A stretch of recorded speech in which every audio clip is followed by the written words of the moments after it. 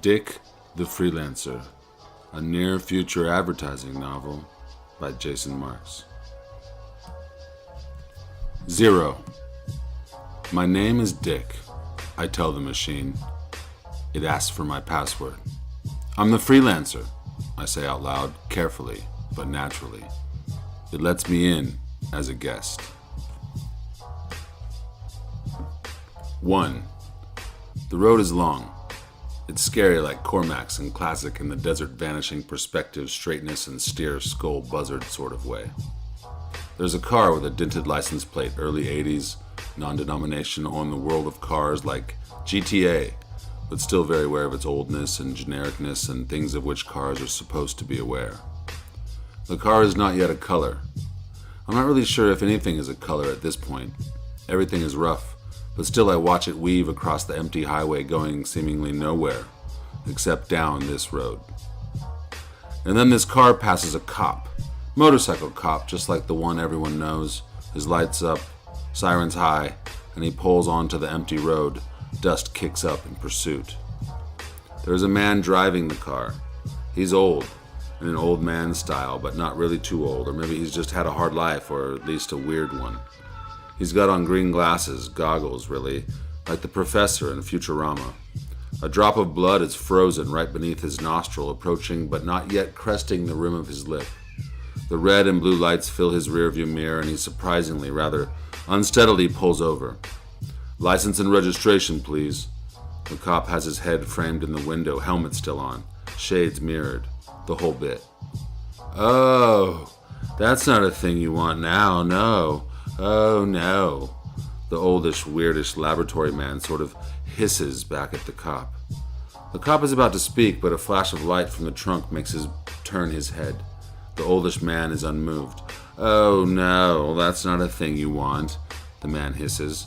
Open the trunk, the cop demands, and heads to the back of the car. The oldish man licks underneath his nose right where the blood meets his lip, and it smears across the top like half a red mustache. He pops the trunk. The cop is standing behind the car, lifting up the trunk as that same light flashes, beyond intensity, a hint of green in its wake, and the world is awash in such brightness it becomes invisible for a beat. For a fraction of a second it feels longer, but feels like the right amount of time for a blinding flash. And then back to the smoking boots, sitting, alone and empty on that empty road.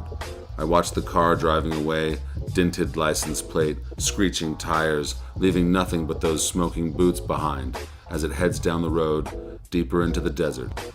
And up ahead, a giant logo, etched like Crazy Horse into the horizon, words in a brash style, stacked one on top of the other, Mountain Dew. I tap out. 2. Look, I'm the Freelancer. I'm not one to question a reality like this. This felt real enough, but the logo reveal? So I tapped out and turned off the ad, or the rough version of the ad anyway. I was sitting now on the studio couch talking to the editor I'd been working with. What the fuck, dude? I asked the editor. I don't make this shit up, Dick, the editor told me. I just put it together. Sure, but I mean, you were okay with making Mountain Dew into an actual mountain rising up out of the desert? The editor shrugged. It's just the open. It's like a 360 cutscene, basically. I mean, you can look around a little, but it's not gameplay. So this ad agency had just cut a deal with Pepsi and Universal to make a 1980s punk noir cult classic, Repo Man, into a virtual reality game starring, well, Mountain Dew. Which is fine. Again, I'm the Freelancer.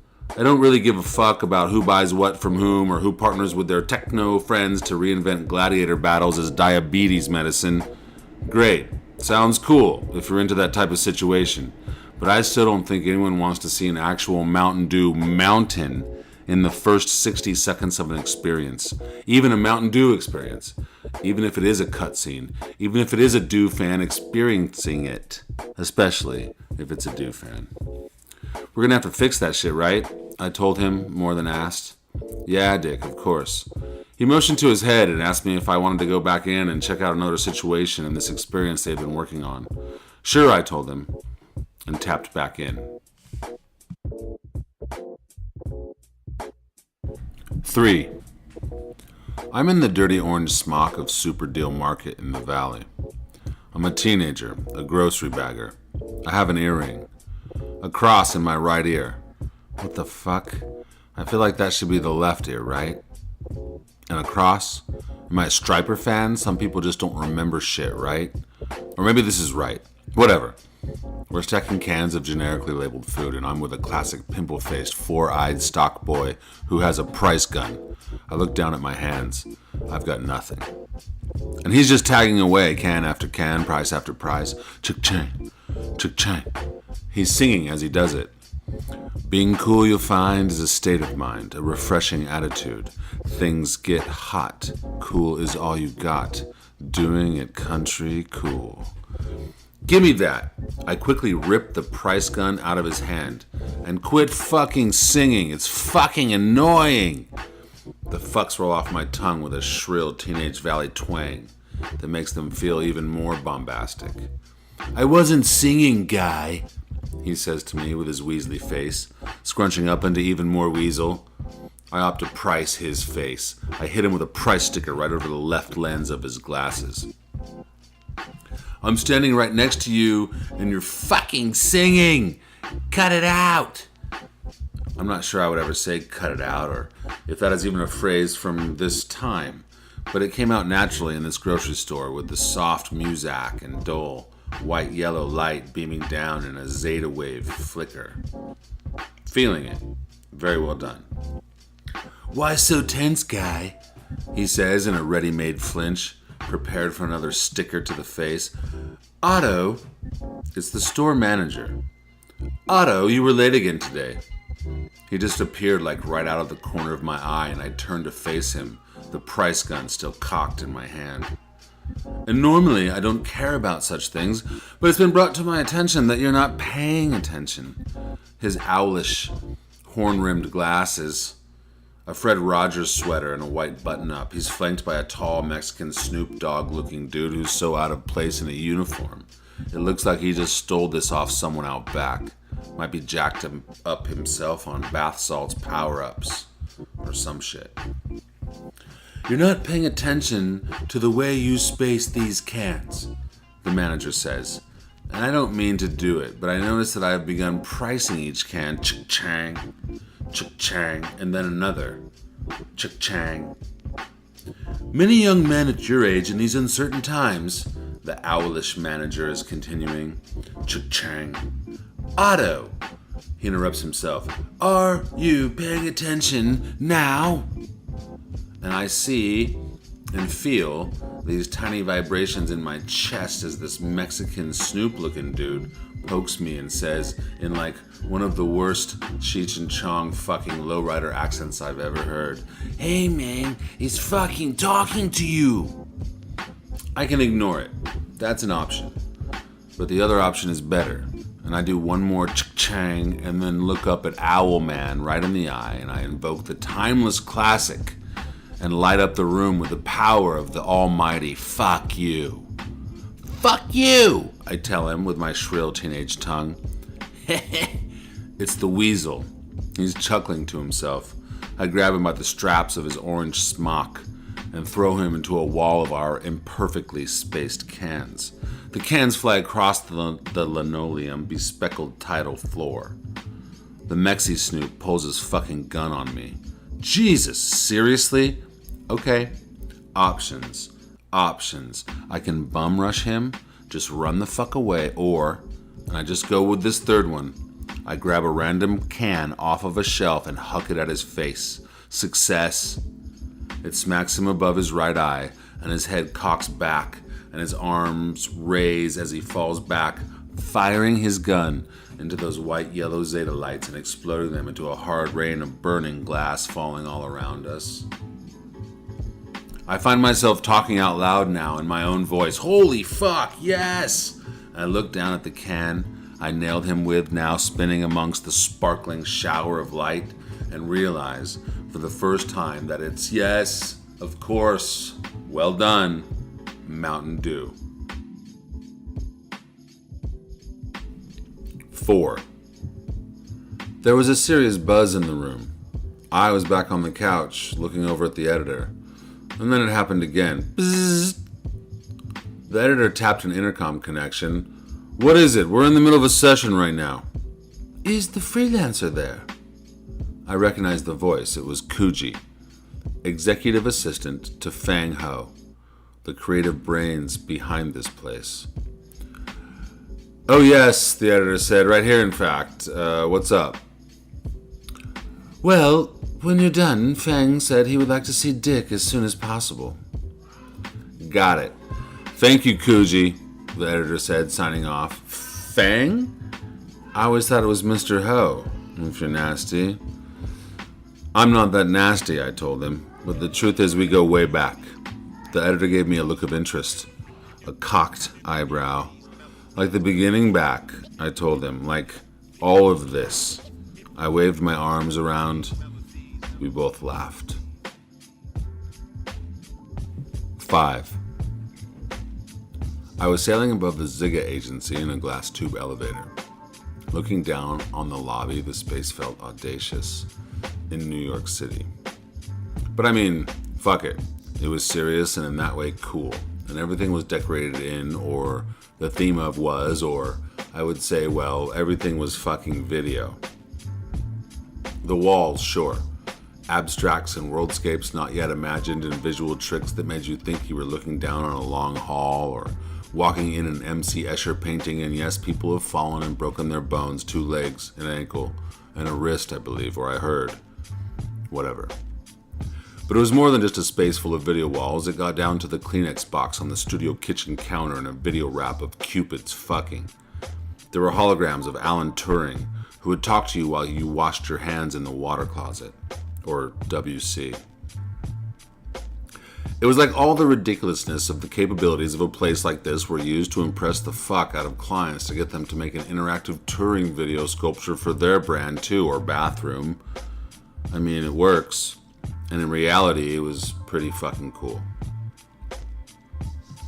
Back in the day, Fang Ho, now chief video officer and senior partner of the Ziga agency, wasn't up in the glassosphere. He was under moldy ceiling pipes and leaky basement cave tunnels with noodles and black market everything mazes like an early Wong Kar-wai movie, but not Nathan Road in Kowloon. This was Flushing, Queens.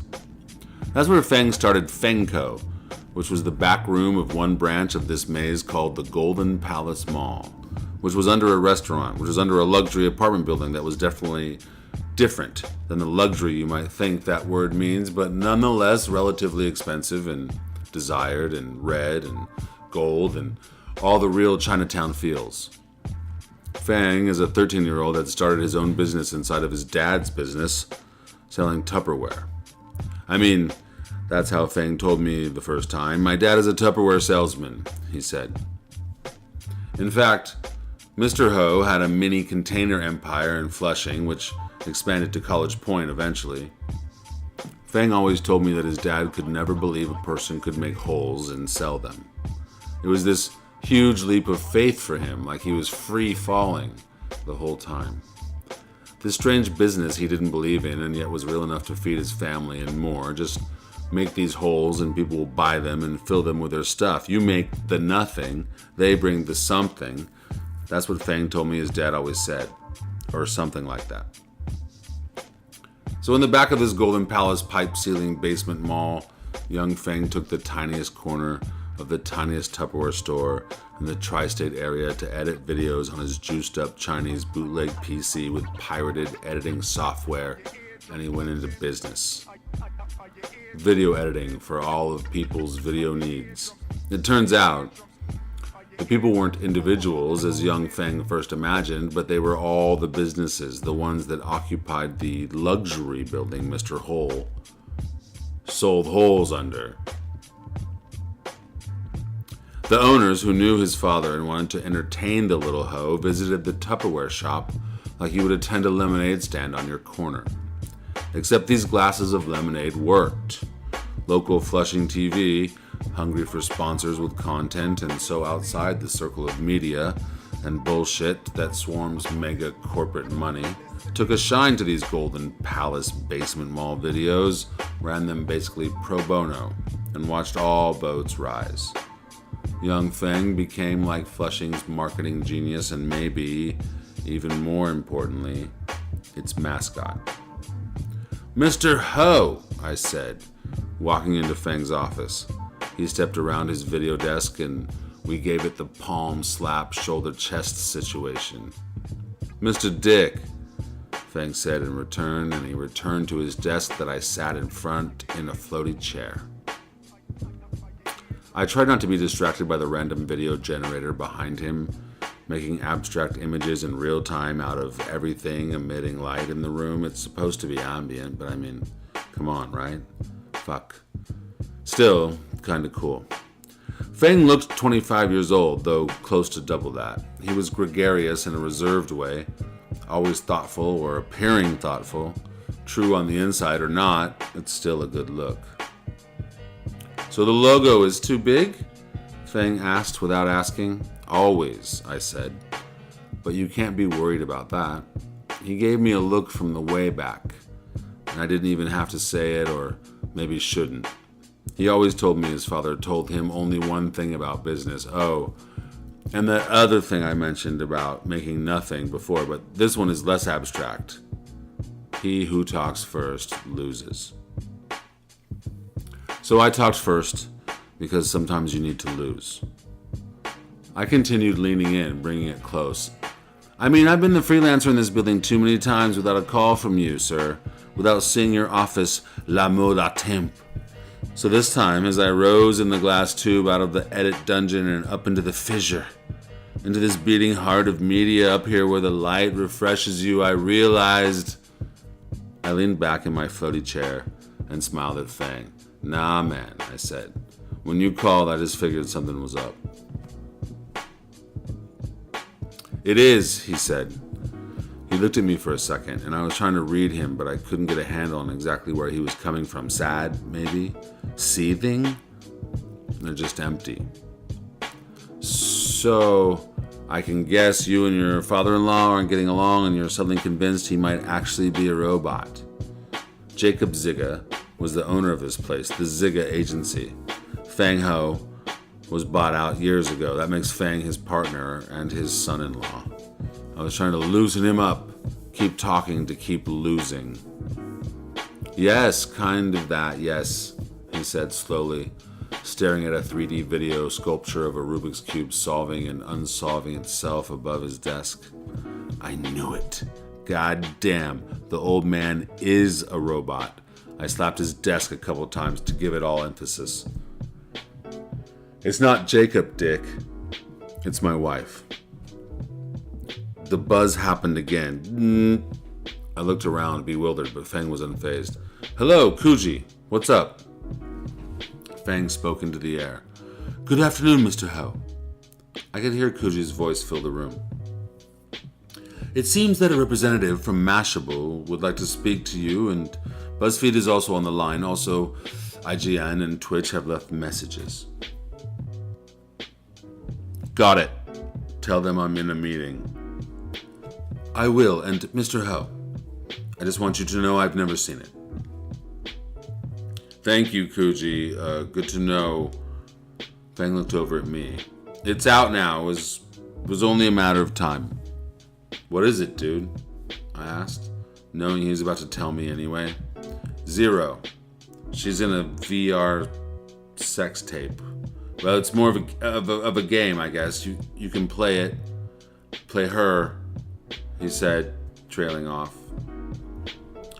First of all, he was talking about Zero Ziga, the daughter of Jacob Ziga, founder of the Ziga Agency and the wife of her dad's business partner, Feng Ho. Thing is, she had been in a sex tape before, and it proved to be a fake. So I didn't gasp in awe or anything. She's actually the queen, I guess princess technically, of advertising. She has a few enemies, but this was intriguing, just that sex tapes had come so far. Technology, you crazy motherfucker. and she fucks the Burger King, or you are the Burger King and get to fuck her, or I don't know exactly, I haven't seen it, played it. He trailed off again. I had a hard time not laughing. I mean, it's, well, funny in a way. Zero, in one of her first projects for her dad, worked with a crazy Brazilian creative named Lucas Ray, and they came up with the Burger King as this crude AI bot persona that people went gaga over. Or at least some people in advertising did. It was the first of its kind. Now you can actually be the king, or kill the king in Warcraft or Minecraft, or collect the king as a cryptocurrency, and certainly fuck the king, though not a licensed BK fuck. But to be the king in a well-done virtual space, and get to fuck your creator, who also happens to be a big media marketing personality, well, that's a rich tapestry, a deep experience indeed. And for the industry insider, it puts a lot of backroom laughter and bullshit on the table. But the pop culture Blade Runner fanboy crossover begins to be a whole other thing. A big thing, at that. Do you think Luke did it? I meant Lucas Ray, the creator and still owner of the Burger King brand. It's the first thing that came to mind. Maybe, Fang said. He has all the files, the work, the structures. I hear it's good. Really good. Feels right. It's not a hack. So yeah, Luke came to mind. When that first tape came out of Zero and Luke, they had been working together on making the Burger King a huge hit. The tape seemed very fucking real. Everyone thought it was real, and the technology wasn't totally there to say it was fake. But they did. They said it wasn't them. It was digitally composited. It was hard to argue with some of the very best in the field, and no one really cared because it did look real enough to just go ahead and believe if you wanted to, so who cares? What made it even more suspicious is that Lucas Ray left. He stopped working for Jacob and with Zero and somehow walked away with Burger King and started his own agency, Crown. Why would a fake video cause one of the most successful duos in addom to break up? Not to mention, let one of the biggest clients in the game walk out the door. I was there at the Zigga agency, and a junior writer with a junior art director partner, it didn't make sense to us, but everyone involved went along with it and we all just sort of let it ride. Although, almost immediately, they became the industry's undoubted but unspoken arch enemies. What would he have to gain? How would Crown win from this? I asked. You know Luke. Has he ever done anything for gain? Sometimes it works out that way, but that guy just does pranks. He's an elaborate prank guy. And this is an elaborate prank. True. Yep, I can certainly see Luke doing it. You're right about that. But did he? Find out, Dick. I need you to find out, Fang said, looking at me, dead serious. Yeah, man. Okay, I'm not a private eye. You're the freelancer. Fang interrupts me. You know all these people. You can easily slip from one agency to the next. You're non-denominational. You don't have the baggage that I do, and you know all this stuff. You can tell what's real and who did what. It was strange to me how much Fang was not kidding, but I like Fang.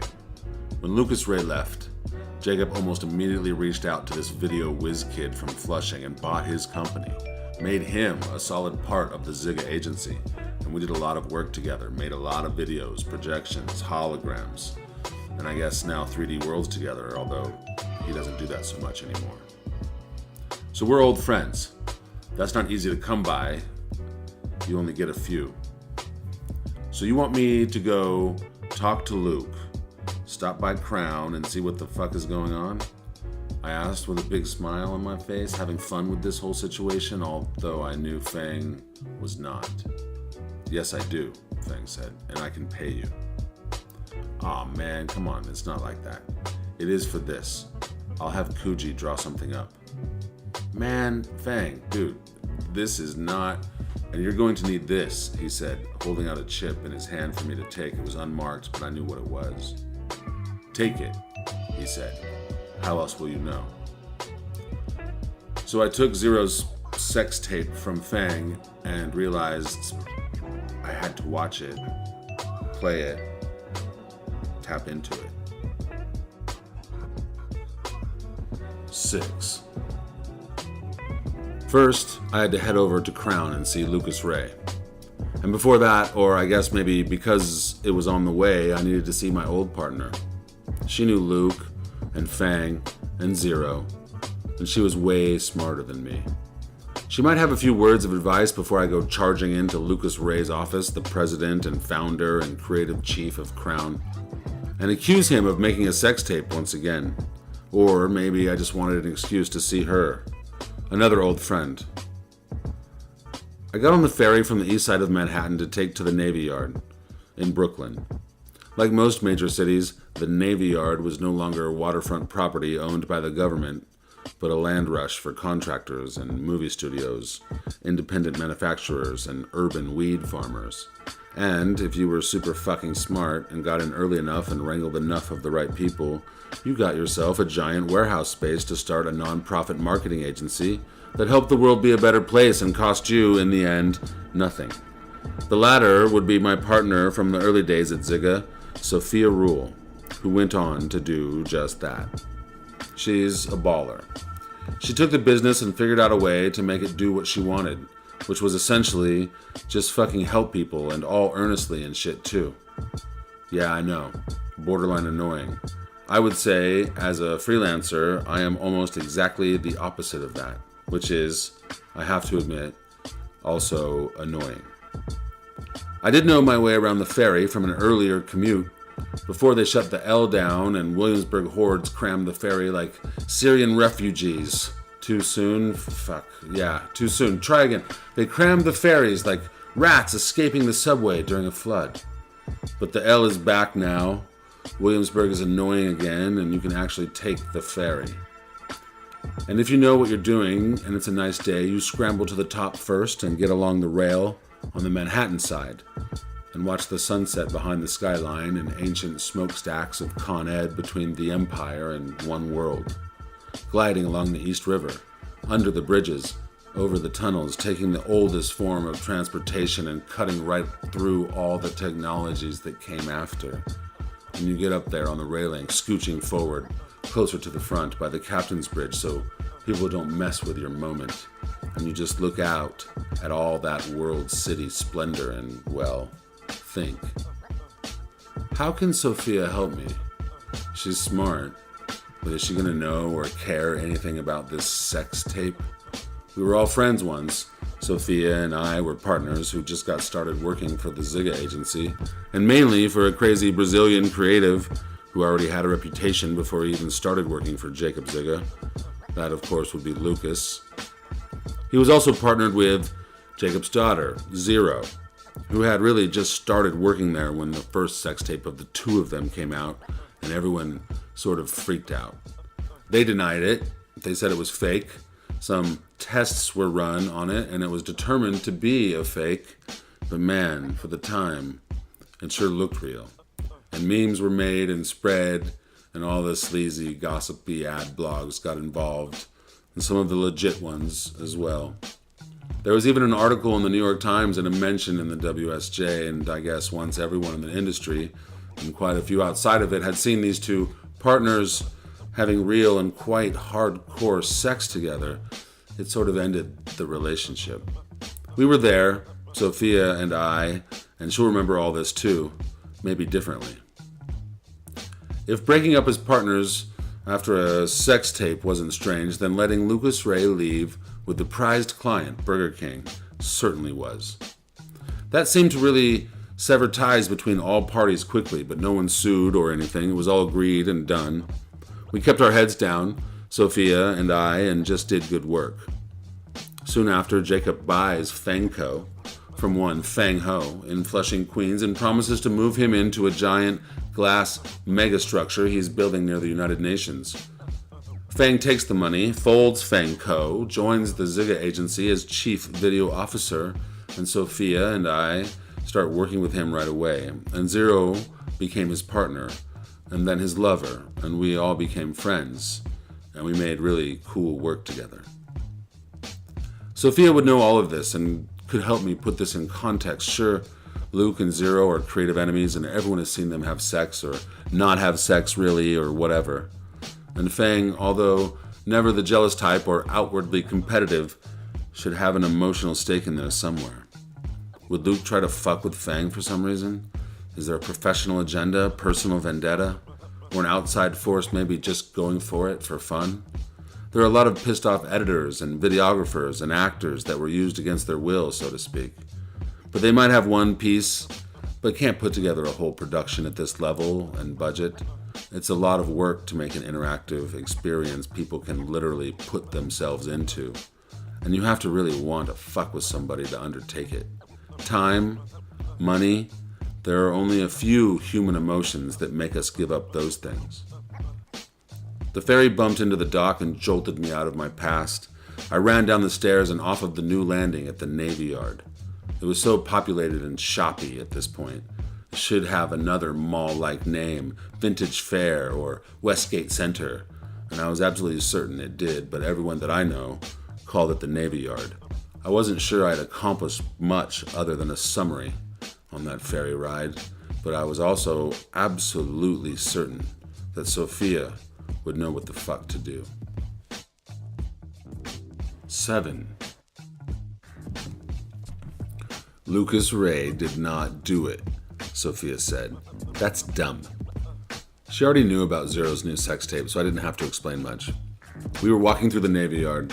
The sun was starting to set and turn the city into a perfect silhouette of itself. And she was already calling me dumb. Or at least my ideas.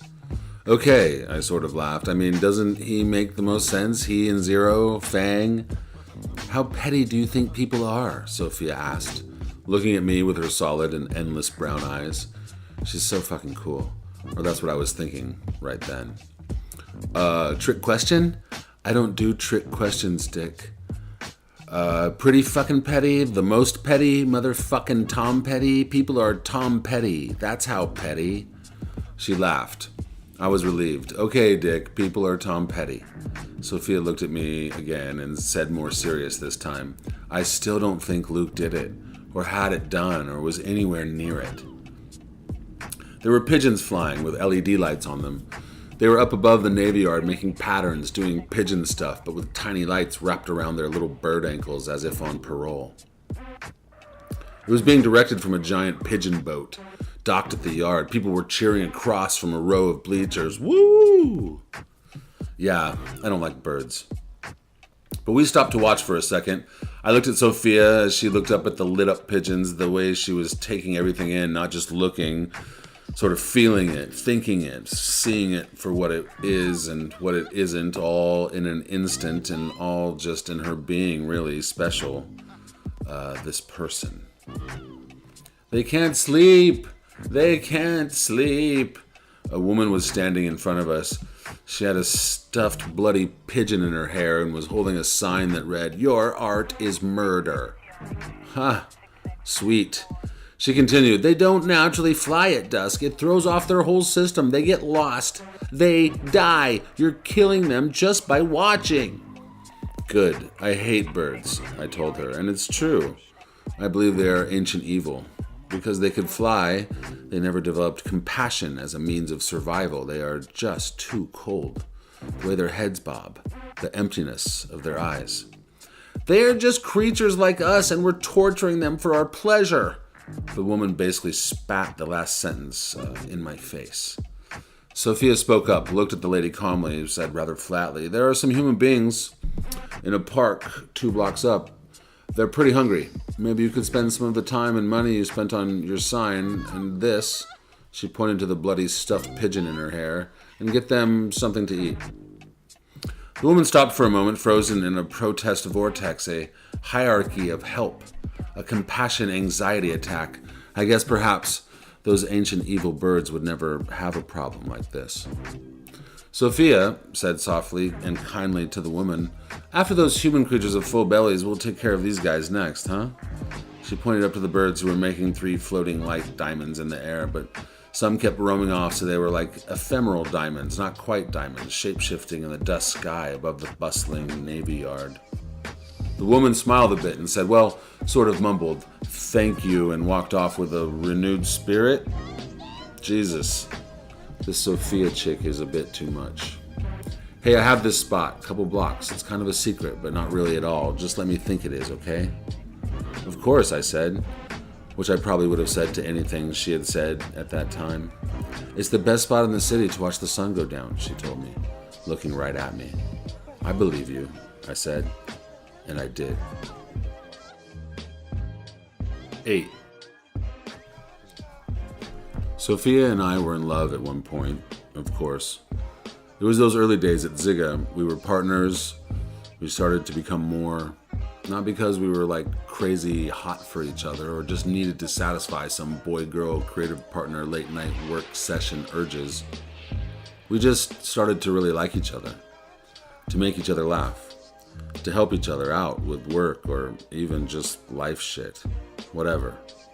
And then once work ended, we didn't want to stop being together and we kissed in the back of a cab one night. I don't remember who initiated it. We both did, and that was it.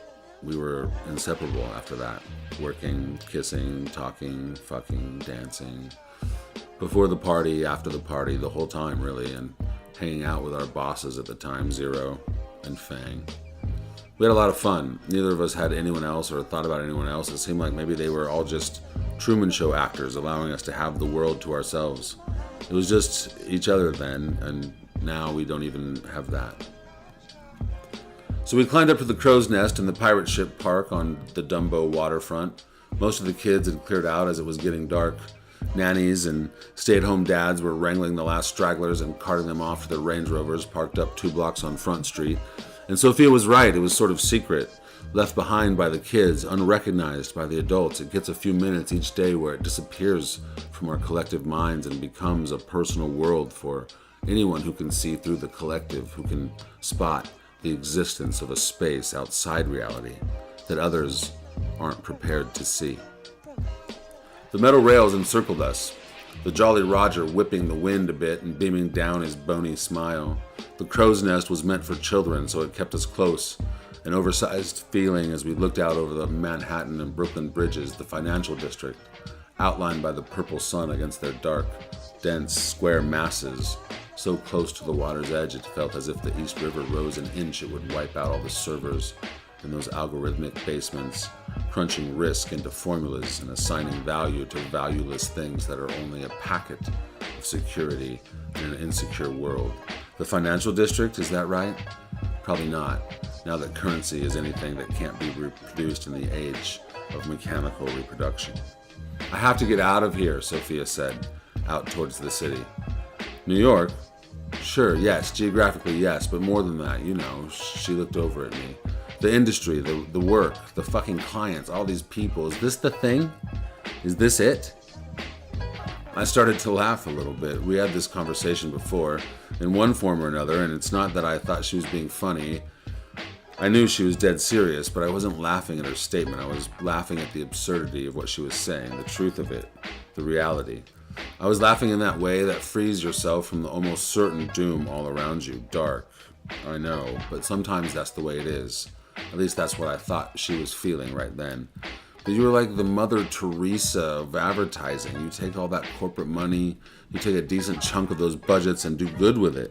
If you're fucked, then we're all definitely fucked. I don't think I've ever made anything that actually helped a person, besides help them make money. It's still advertising, she said. Didn't you just put 1 million 3D printers in Africa or some shit? 10,000, she said. But that's across the continent in tiny villages without access to healthcare. You made them all arms and legs, right? Yes, they can get prosthetics, and for some kids, it ends their chances of getting around, of being able to go to school, to get a job. Sounds like it's helping, I said. But that's an ad too. Even the helping.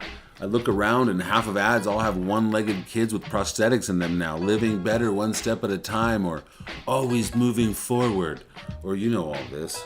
You probably wrote some of those lines. She's right, and she was making me a little sad now. The kids still get a leg, right? They can walk, no? Who cares if a photographer flies to their village and they end up on a billboard in Times Square for BlackRock? Who cares? They can walk, Sophia. I was trying to sound as sincere as I could muster. I didn't want this one getting jaded on me. She was the only one I knew that just might be doing it right. Don't you get sick of it, Dick? This time, I did laugh at what she was saying. Wow, you know I'm a freelancer, Sophia. That means I started this game sick of it. I've been sick of it the whole time. That's the thing. That's my thing. I'm sick of it. Don't take that from me, Fifi. It's all I got. I smiled at her, an old smile, one that she would remember from time spent together. Fuck you, she said, and it was all good again.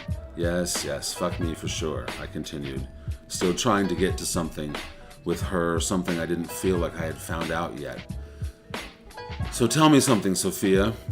The sun had dipped down. The lights in the windows and all the towers in Manhattan were starting to come on, to sparkle. I gripped the metal railing of the crow's nest and leaned over to her, looking her in the eye.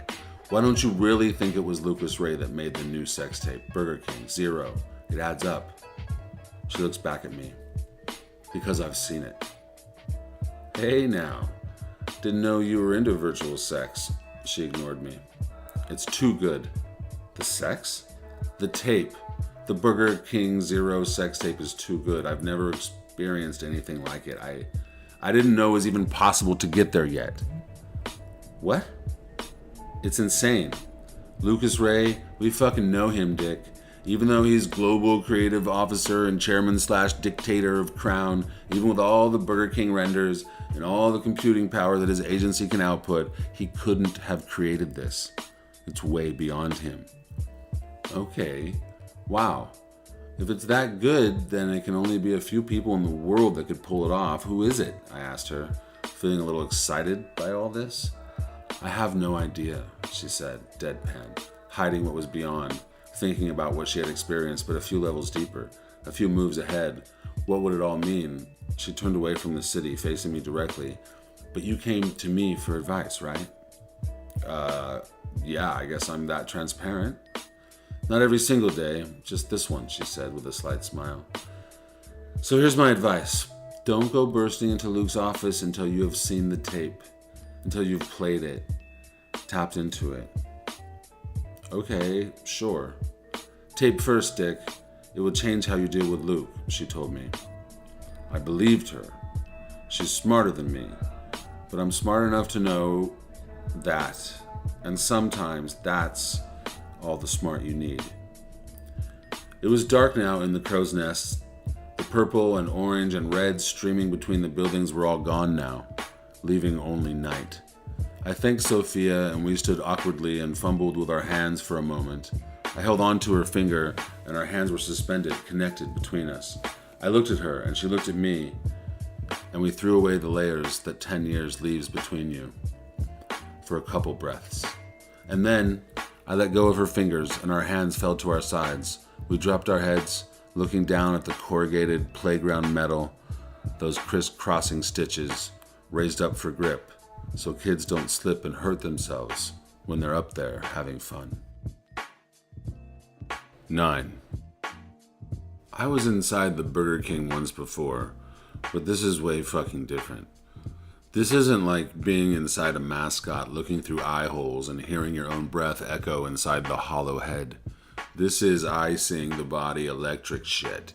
I feel connected, not so much inside as integrated throughout. And it has a buzz, a strange hum that maybe is the connection. Everything feels a bit tinny, like the taste of LSD or the sound of a bad Bluetooth pairing.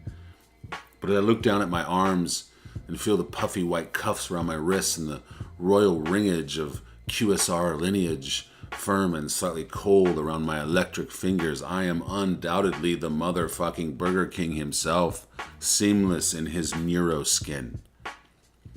The room is unnaturally dark, a studio of some sort. I was on the periphery of it, heading towards a small wooden table in the middle of the room. 2 chairs sat across from each other, empty. It looks like the old Charlie Rose studio, like I'm about to be interviewed, or I, the Burger King, am about to be interviewed. I feel compelled to sit down. It's not an unnatural feeling, but somehow isn't mine. I sit down. The table is lit by a soft sort of radiant light, and a figure comes out of the darkness from the other side of the studio, and it's, yes, Zero Zigga. She looks amazing and has this sort of fierce way about her that she has always pulled off better than most without trying. but still conscious of its effect and how and when to use such a presence. And it feels strange to me, or the Burger King, or both of us, because I or we have never felt such a human feeling inside a virtual world. Even the best AR in the real world doesn't have those feelings. You have to bring those yourself, not this one. It exists in the room, emanating from Zero. And it's starting to freak me out. I look down at my hands again, the rings, the cuffs. I'm not sure I can talk.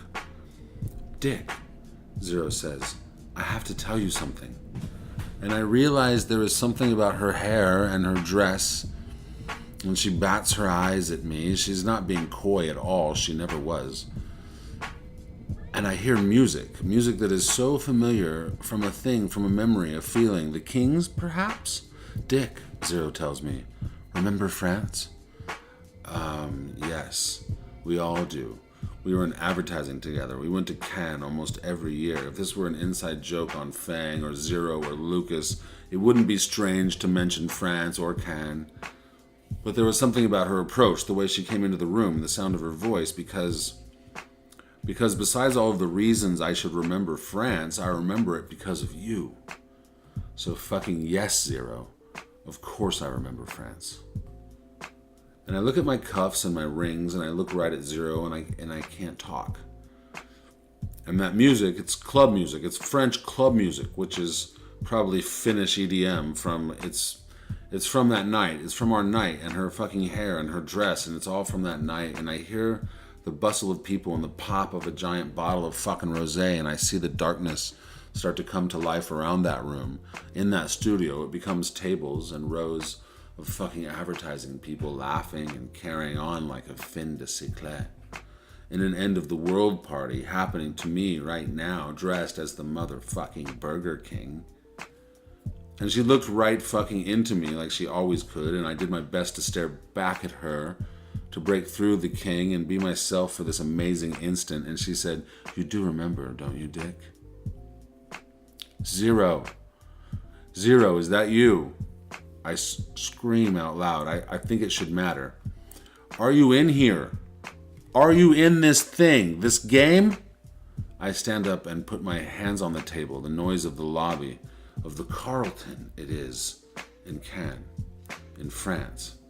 It started to envelop us, the advertising part, in the south of France, taking over the darkness from the Charlie Rose studio, starting to give up now. Zero stood up too and took me by the hand. Zero, I said, quieter this time, trying to stare into her eyes. Zero, where are you taking me? It's exactly what I asked her that first night, that first time we were together, and I ask her again as the king this time, or are we one and the same now? But she says nothing. She is just silently taking me away into the party, into the night, right now, that became our night once a long time ago. And I feel myself slipping, just going with her, just letting her take me away. But it feels like I'll never come back. Do I have a choice? This is it? I'm fucking scared. Zero! No, wait! I scream as loud as I can, but she can't hear me. I drop her hand and watch her disappear into the party. The darkness starts to come back as I realize, finally, the reality of this game. The Burger King does not speak. Fuck this. I tap out. 10. Zero died a long time ago. Lucas Ray said to me from the rooftop of his agency in Industry City. It was something about the way he said it, though. Something about his demeanor that made me come unstuck in time, to sort of drift around the nexus where so many things were possible. Had Zero really died a long time ago? That night in Cannes? She's dead, Lucas said again. Dead, dead, dead, dead, dead. Zero is dead. I had called Lucas earlier that morning. Sophia had given me his direct access. They had done some charity work together, helping people and stuff. Prosthetics, whatever it took. I used the direct access and just cold called Luke, but he was more than gracious. I felt like he probably knew I wanted to talk about the sex tape, but he didn't let on. I just told him I wanted to check in, see if he had anything he needed me to corral for him. Projects to take care of, freelance work. Just wanted to say hi. That was never really just a hi. Easy to do when you're the freelancer, as Feng had said. Yet I hadn't gone to Crown to do any work in a decade or so. it would be an unusual request at best. I think because it had been so long, Lucas Ray wanted to show off. I knew he had some interesting things afoot. Crown had just moved offices, and then, strangely enough, I heard he had bought a giant piece of property that was, well, not that long ago, Fresh Kill's landfill. Once the largest dump on the planet, now, apparently, as they have told New Yorkers, reclaimed back to a state of nature. Whatever the fuck, I was going to let Lucas show off and see if during the course of unveiling the new portfolio of his new media empire, I was going to see what he knew.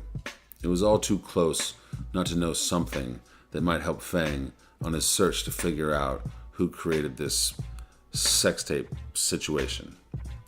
But now he had made me come unstuck in time, not Vonnegution in its random appearances, but in the way that time was a choice, a array of possibilities, not a series of non-chronological events, if that makes any sense.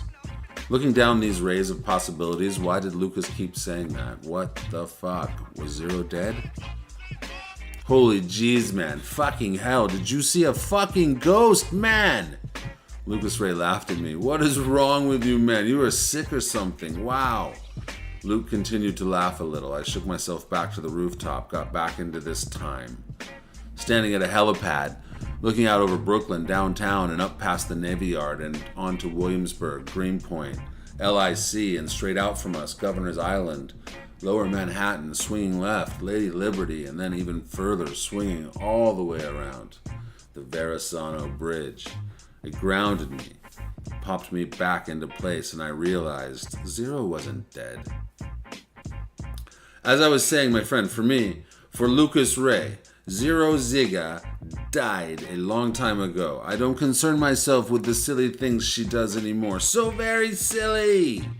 Very, very, very, very silly, Dick. I have no use for them, and neither have you, yes?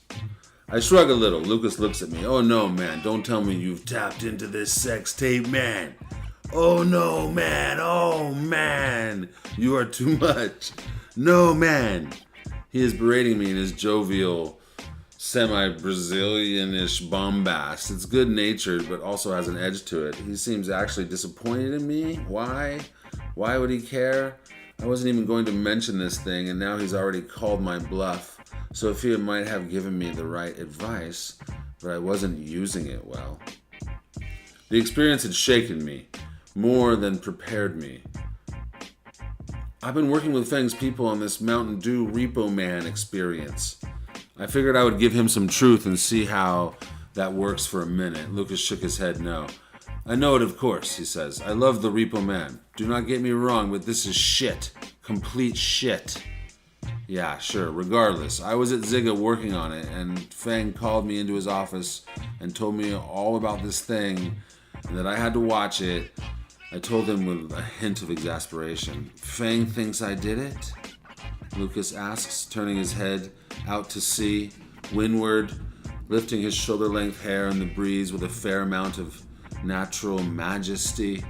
Sophia used to call him tall and pretty, like a 70s shampoo ad, because he was definitely like that, but she didn't mean it to be funny. Feng doesn't really know what to think, Luke, I said. He just wanted to see if I could find out. Because you are the freelancer, no? He spaced out the words in a strange way. He turned to me, smiling, having some fun with this, I thought. Because you have no allegiance either way, and maybe you could use our old friendship and get me to what? Confess? He does a snort of sorts, indignation or some porno acting land version of it. Lucas, I'm just saying hi, dude. Sure, man. Yes, yes, yes, yes, yes. We are old friends, man. I already told you this. Zero is dead. Dead. I don't care, man. It's nothing to me. Nothing at all. Zero is nothing. It's hard not to notice how many times he's actually said this out loud. But he continues undaunted. I didn't bring you here for this stupid tape, the return of the sex tape. Really, my friend? You fell for the second one too? Part 2. He puts his hand on my shoulder and extends his hand out, north, towards the rest of Brooklyn crawling up the East River. You know why I brought you here? Fuck, Lucas. I wish you'd tell me, I told him, loosening up a little myself. I wanted to show you something, he said. You know, we just moved into this space here, Industry City, not up there. He was pointing up to Williamsburg.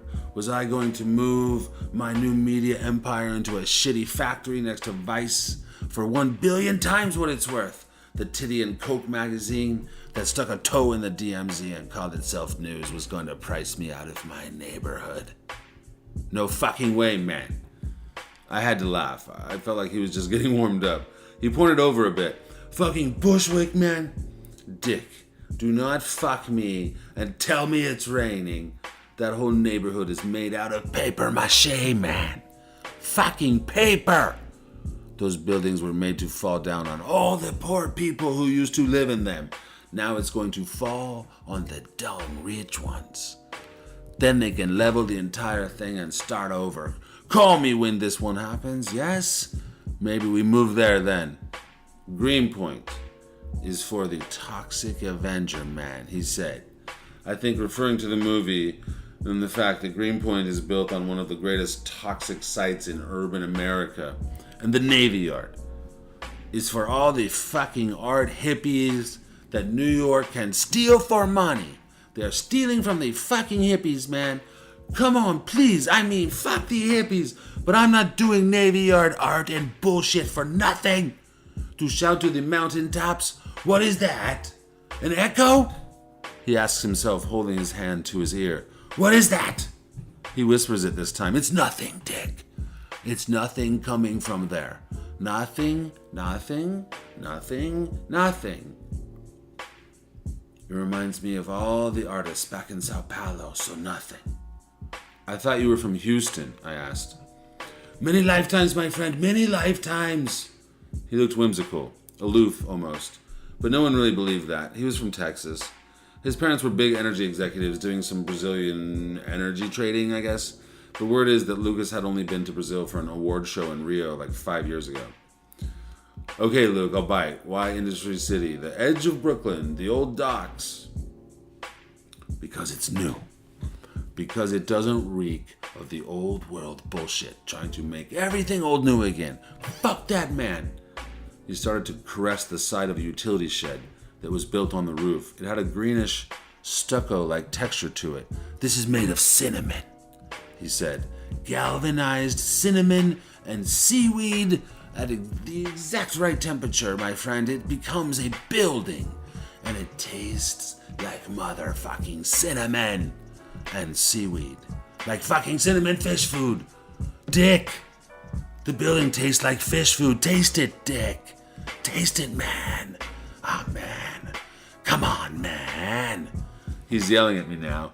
He keeps licking his fingers and wiping along the green stucco rooftop and then sticking them in his mouth. Man, it's fucking cardamom. I always get those confused. I tried to not taste the building, to distract him. Isn't this right above an ABC Home and Carpet? Man, I had to fist fuck the CEO of ABC motherfucking Home and Carpet in the ass, mind you, to get this place on top of the newest building in Industry City. This is no lie. I kind of like Lucas. That's the truth. I always have. Well, he said, it was my assistant. He did the fist fucking. He loves these things. He's very good. Very, very, very, very good, so they say. Anyway, my friend, none of this is why I covet this place like the wrath of Con Man burns for the Star Trek. I want to tell you why I feast-fucked my way to Industry City. He grabbed me by the arms, both of my arms in a tight squeeze, as a heavy wind seemed to descend on us. Not like a swirling wind, but a focused, powerful force that wanted to lift you off the ground just by its invisible presence. Look up, Dick! Lucas yelled at me. It was a giant box. It looked like the size of 4 refrigerator boxes, but space age. Charlie and the Great Glass Elevator here in Brooklyn, on top of an ad agency, which was on top of an ABC Home and Carpet, with a giant box descending on us, about to, I guess, suck us up? Then it did, and the bottom closed. And we were sitting safe, warm, and all of a sudden my fear was gone. I felt comfortable at home even as the city fell away beneath us as we rose at an alarming rate, and I began feeling nothing.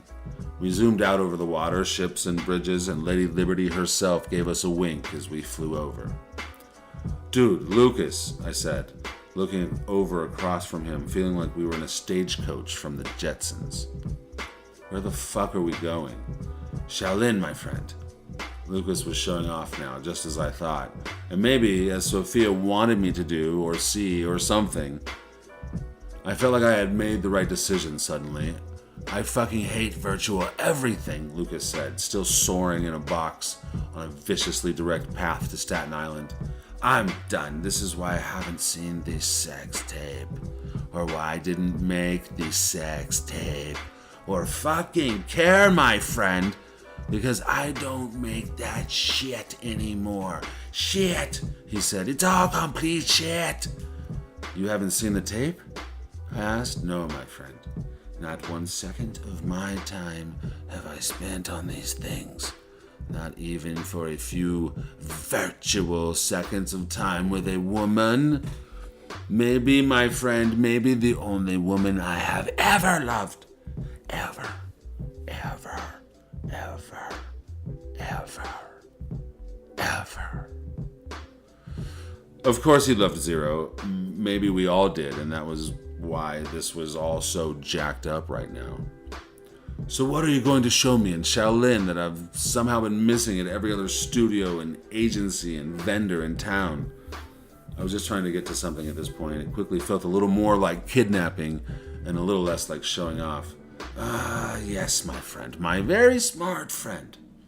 You were always one of my favorites, one of the best. I'm not sure why you gave up, Dick." "I didn't give up, Lucas," I told him, still flying in this invisibly supported tram car. "I went freelance." "I see," Lucas Ray said. He leaned across the box we were flying in, like a small train car, bench to bench, eye to eye. "You didn't give up. You just chose the wrong path. The virtual one. Because what I'm going to show you, in the once untamable world of a holy fucking mountain of trash, is what technology can actually produce, my friend. The only thing technology can produce that means anything at all." Jesus, God, fuck me, Luke, what is it? I did not feign this exasperation. "Reality," he said. 11. "Google gave it to me," Lucas had eventually explained. The box thing we were picked up in and quickly translated from the shores of Brooklyn to the fresh kills of Staten Island. Google had given it to Crown for an experience they had created for them for an executive retreat. And it really was a tram, a sort of Bluetooth tram that speeds along an invisible Bluetooth-like connection cable and can go from A to B without fail. It's a Google prototype, so governments, a few drug lords, everyone in Silicon Valley, and now Lucas Ray, all were using some version of it to get from one of their very important A's as quickly as possible to the very, very important B's, as we had just done, or so Lucas had explained. "See that thing there, my friend?" Lucas was pointing to like a giant square. I mean, giant, like 10 football field square, but in the air, like if you took the Hadron Collider and lifted it out of the ground on one of its sides, and if that oval were actually square, and that thing were up in the air, like you could fly the Aces High Spitfires from the Iron Maiden song of WWII fame right through it. A lot of planes. It was huge. Metaphor huge. Not doing it justice. "That's my 3D printer," Lucas said, looking over at me. We were on a tarmac, helipad situation at the bottom of what looked like the world's biggest quarry. The giant printer square thing was off in the distance, but close enough or big enough to feel looming. People were running around near us, prepping the Google Box tram thing for another ride, I guess. Pretty fucking cool, man. Huh? It's cool, yes? I mean, yes, dude, yes. Fuck yes. That's pretty cool. Yes, Luke, I said, sort of yelling for some reason, because of just the space, I think. Although there was no unusual sound or noise other than people just doing stuff. Transportation has become silent, I thought. It's pretty fucking cool. It can print a Disney castle in 6 seconds. An Orlando one, not that LA bullshit. He looked at me and made his eyes really big like Johnny Depp in a shitty Tim Burton movie. Honestly, he said, whispering, it's 6.7 seconds. But I ran down. He slapped me on the back, speaking loudly again. He said, and you love this about me, right? Yes? Yes. A small swarm of people sort of surrounded him quickly, assistants and hangers-on or whatever. I wasn't sure. But he was engaged with them for the moment, and I was closed out like the opposing team around a huddle. I took in the enormity of this property Lucas had bought for himself, and well, it had to have been with the help of partners. I can't imagine Google doesn't own that city-sized 3D printer and just sort of lets Lucas run it and take their protobox back and forth to it. Fine. Cool. Partners. Excuse me, an old-timer said, dragging along with him what looked like a big cord with a plug on the end. I mean, an old-school looking one, a replica like we were in the back lot. It felt like a joke, a prop man preparing SNL between commercials. Excuse me, the old-timer said. He was dressed in overalls, had a train engineer's hat on or some shit. I realized I was standing on this painted circle like a designated situation on the tarmac, just to the side of the Lucas huddle. I need to get in there, the old-timer said. I had no idea what was going on. I stepped to the side, outside the circle on the ground. It suddenly opened up, and I saw that it was a giant socket. 3 slats, waiting for prongs. The old-timer huffed a little and dragged the big plug over and sort of got it close, and I watched like magnets take over and rip the socket out of his steady hands, and he let it go like he had done it 1 trillion times, and sure enough, it snapped right into place, and he looked up at me and he said, "Thank you." "Thank you," I told him. "But can I ask you what the fuck just happened?" I looked at him, the old-timer, standing on this ginormous 3D printer tarmac quarry space that was once a giant mountain of trash. Had to plug it back in. He shrugged a bit and then pointed his thumb back over his shoulder to the Google tram box we had flown over in.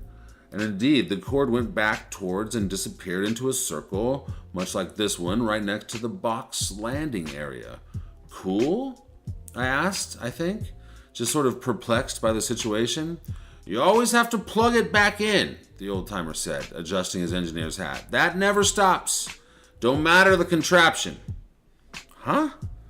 I didn't so much ask this time as wonder aloud. "You can increase the distance and maybe even the time between the plug-ins, but it's all going back in," he said, matter of fact. "I guess that's true," I told him. "You could even make it seem like you could spend an entire life without having to plug back in." He chuckled to himself. I leaned in. "But you can't. It just seems that way. Always have to plug it back in." "I guess you're right," I said, clearly not very clear on anything. "Of course I'm right," the old-timer said. "It's what I do for a living. I plug things back in." He smiled at me kindly, knowingly. Lucas's small huddle broke up when he came over to me, and the old-timer had totally disappeared.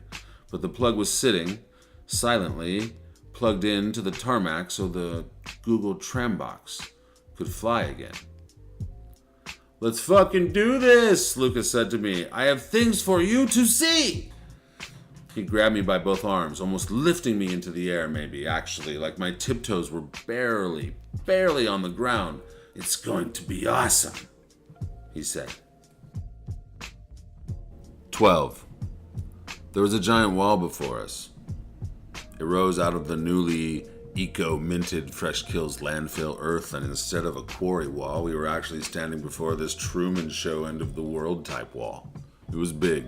But we came to a door of navigable size, and Lucas Ray, owner of Crown Agency and partners with Google on a Bluetooth tram box and one of the world's largest 3D printers, a Disney castle in 6 seconds, walked up to the very classic industrial warehouse-looking doors, brought his hand together into a fist, and knocked on the outside of the door a few times. Knock, knock, knock, maybe 4. There was the sound of a bolt unlocking, the groan of metal hinges putting in work, and the swinging rush of air as the door opened outward and we saw 2 large men standing before us in the doorway. One was white and bearded, but no mustache, like a Puritan or something, but I don't know my beards by period, really. The other was an Indian, Native American. He was brown. And I only say Indian because his hair and facial markings and jewelry were like the side of the Redskins' old helmet. I mean, he had a couple of feathers about his bald scalp, and a bone pierced through his nose, a small one. A replica, I'm sure. Printed, probably. Was he Tahitian? I didn't know. They were both wearing a simple, smart, and rather actionable-looking black suit and tie, like MI3. Have a friend that worked on that, but I wanted one, I thought. Standing together, they looked like bodyguards. Had to be. "Welcome to New Bedford," Lucas said to me, looking over and extending his arm out like Mr. York, welcoming his guests to Fantasy Island, where was Tattoo. And then I saw the engine and the Puritan gracefully stand aside and almost bow, but not quite regal or formal, really, but still kind of, yes, like a C-suite nod of respect, or like just like the board treated Elon Musk before he chose to be eaten by his computer. Lucas and I made our way past them, and they fell dutifully in line, almost, I would say, marching lightly behind. Aha, these guys were Tattoo. I followed Luke through what looked like a whaling town from the old times. The downtown, the inn, the chapel, the cobbler, and I ran out of things in my mind even as I looked at them that are from whatever time it was supposed to be. I'm sure maybe Luke was counting on that part of the reality argument he was presenting to me. It looked like the town ran quickly to the water's edge, a light lapping shore on a small harbor with one schooner-like whaling ship moored to a pier. The sun was setting behind the clean horizon of westward ocean, and in fact, the town seemed eerily quiet for dusk. Other than that, it all seemed real enough, and Lucas Ray let me know, "Reality, man, I'm telling you, this is where it's at!" He was spinning, actually, in the middle of the small stone and dirt road that sort of weaved between the uneven streets. The bodyguards, the Puritan and the engine, were following along, keeping pace just behind us, but also following Lucas's monologue, nodding along as he spoke, and continued into town, New Bedford, I guess. "The Google wants a retreat. I give them the white whale." He does some weird Gregory Peck imitation, but it seems as if he has only seen imitations, and it just plays odd, but I get it. "So this is all Moby Dick?" I asked, running my hand along the side of a wall, a wood wall, visually, and it vaguely felt like wood in the way your neighbor's new fence might look like brick, but it feels like otherness material that feels like space-age polymers with consciousness thinking about being bricks. And no one really cares, ... But everyone knows. "Of course, my friend, please!" He stops in the middle of the town square, the chapel looming next to us, and the sun looking, a lot like the sun was just about to set. The executives, maybe some banking friends, a few clients, and up and coming go-getter people for whatever. They want to have an experience and they don't want it on a screen, my friend. "Sure," I said, and I look over at, who I now realize are Ahab and Queequeg, and they are nodding. Still, I'm wondering, bodyguards? And not stupid head contraptions with fake arms swinging movements, and nothing to feel or fuck or fear, you know? Nothing to fear, eh? Who the fuck wants that? Stupid fucking people, that's who. Only stupid fucking people want this. Not Google, my friend. They want their special retreat to be real. Real as fuck. so I build it for them. Ahab and Queequeg had now moved into position at the chapel, opening the doors and standing to the side to let us in. Lucas put his arm around my shoulder and sort of corralled me towards the chapel. I had a feeling I was about to find out what being able to print a Disney castle in 6 seconds was going to get a person. And I looked out over New Bedford and thought, yeah, if you need to or really want to, this can be something. And I noticed people sort of closing up shop, winding up rope, shutting shutters. Some were still painting and getting things, real. Lucas almost sensed where I was thinking. Maybe he totally did. The cast is rehearsing indoors today and the crew is finishing up, he said, moving his hand about, indicating some of the same people I had just noticed. SAG? I asked. Fuck no, my friend, he said, getting serious all of a sudden. We don't record a thing. There is no record of this experience for screen actors to be paid of. Only a memory, my friend. One time only. Real only. He motioned up to the fellas still standing by at the door.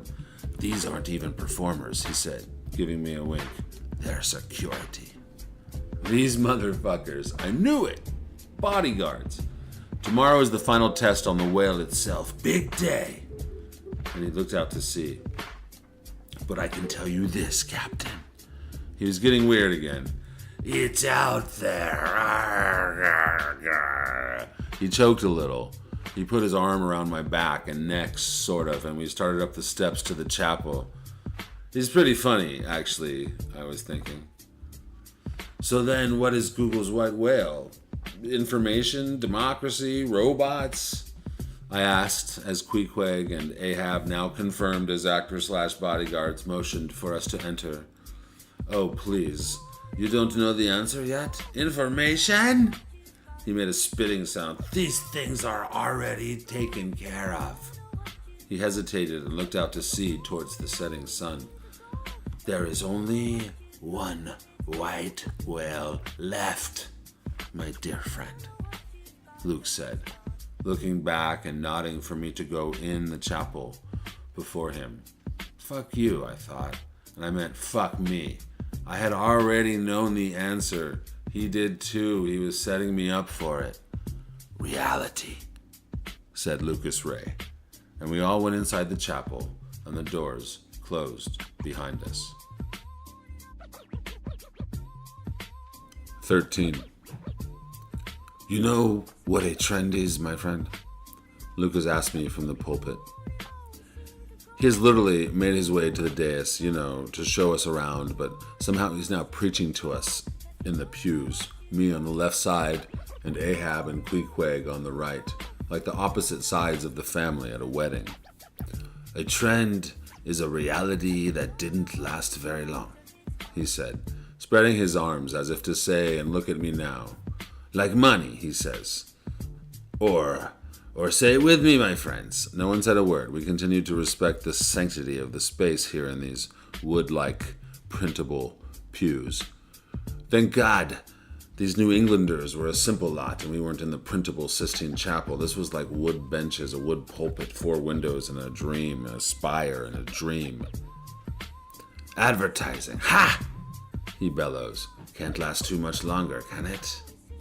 I look over at the bodyguards, but they seem to be in a state of rapture, soaking it all in, and I can hear Lucas start to take that deep breath, start to scoff and stomp and get into a rhythm, a pitch rhythm. A control of the truth. By controlling the voice in the room, he always had a way with reality, actually.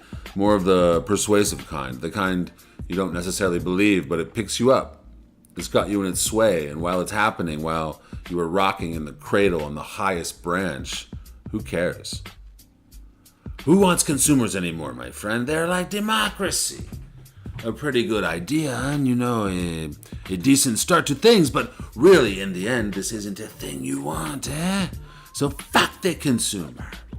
The idea is to make your client base smaller and smaller and smaller, and reduce the audience so small, it's actually negative, my friend. It turns in on itself and comes out the other side.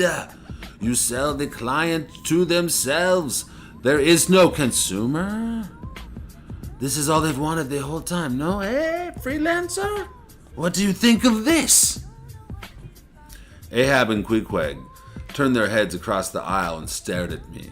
I looked nervous for a second, but then realized it was fairly obvious. Amen, I said.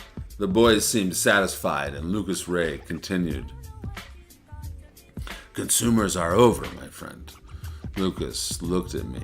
You might be making this or that for them to see your product. To feel it, or experience it, or fuck, man, even to buy it in your virtual spaces. But it does not matter.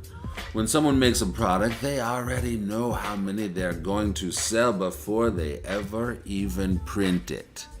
Luke looked incredulous, a childish roll of the eyes. So what is there to advertise? Nothing, my friend. Advertising is to keep people from burning down the castle, to align the cult from the top down.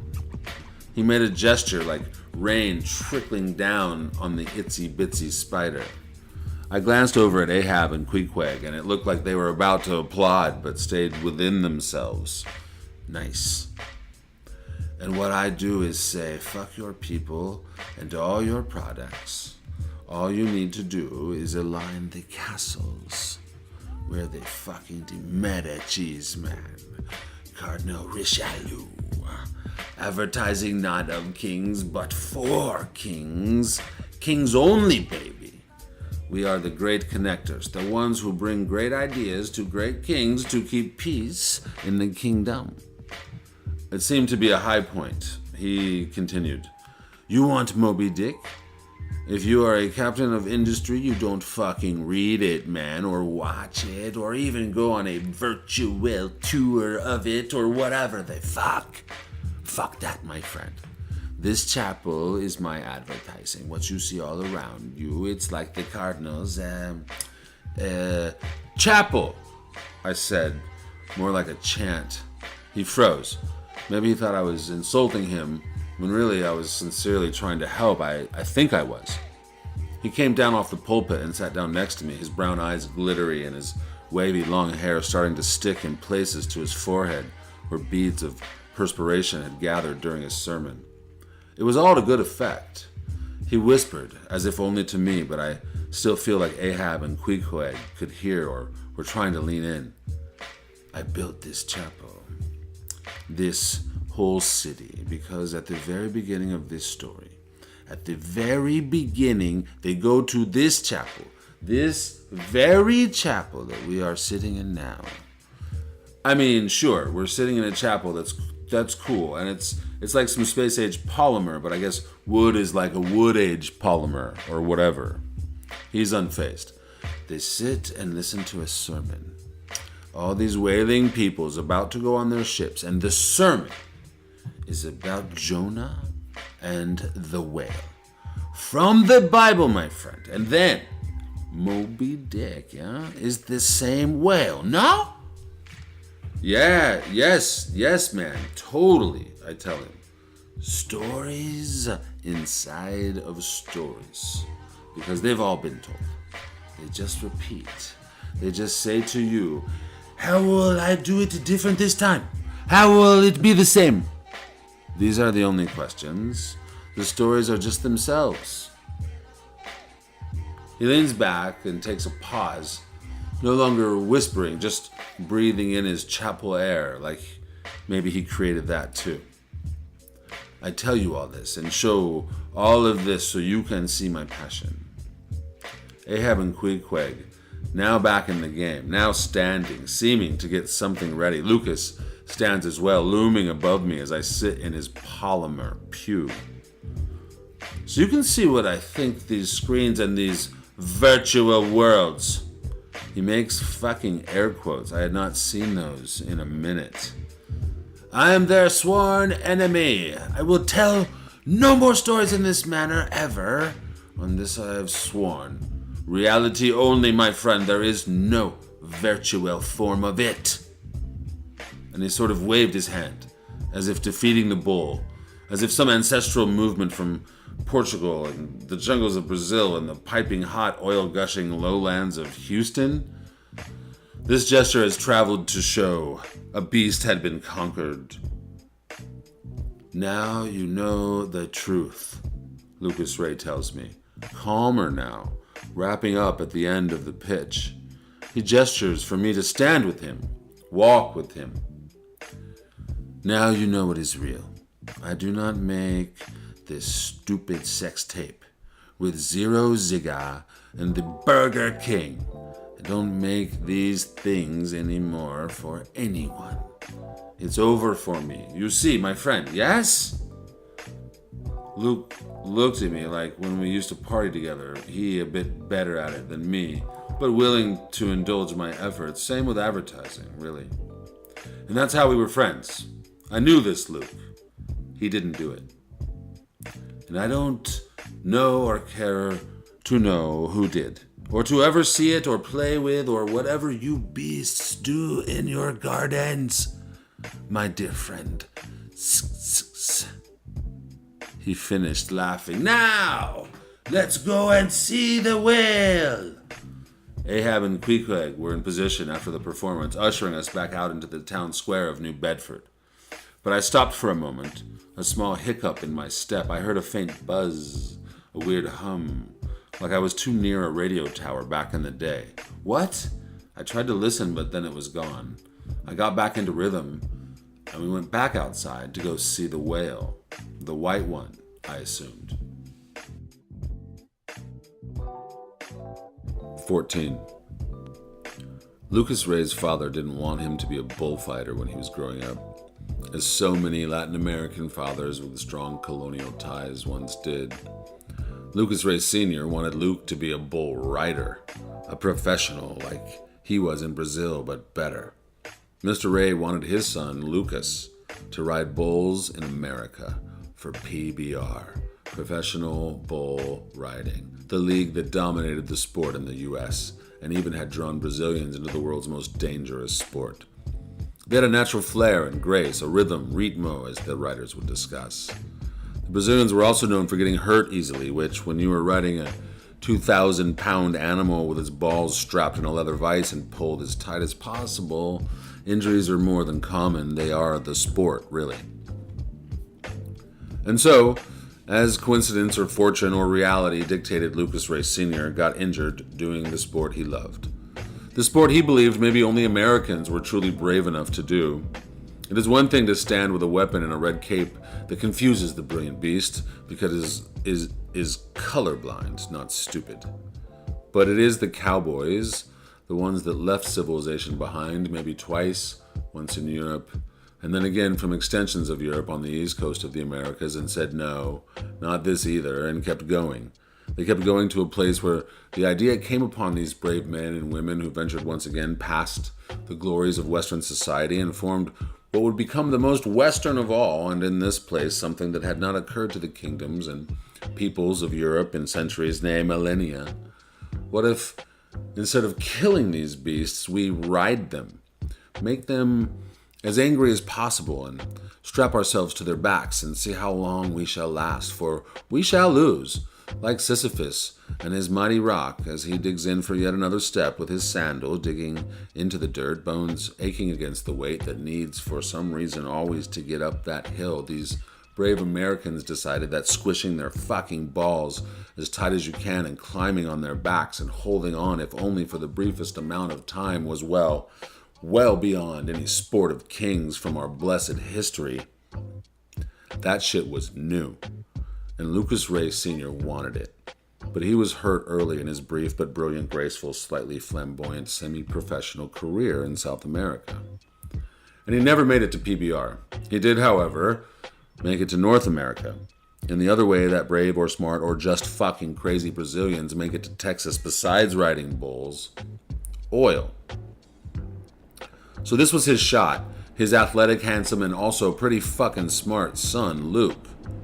He was a Texan, born there soon after their arrival, found the best bull riding school system in the state of Texas, and moved to that neighborhood in Houston, which, lucky for the Ray family, was also where they kept the oil.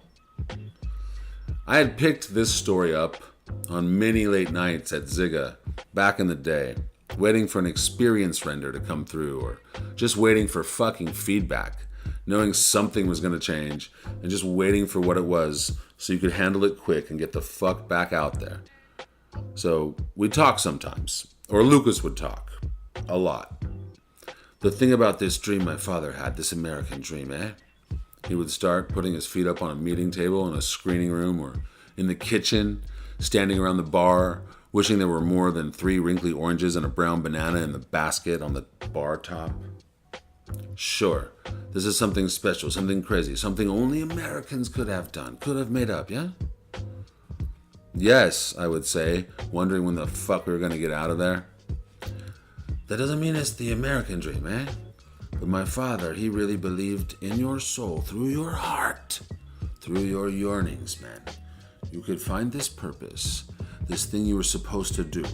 Me, not so much. You don't believe in riding bulls?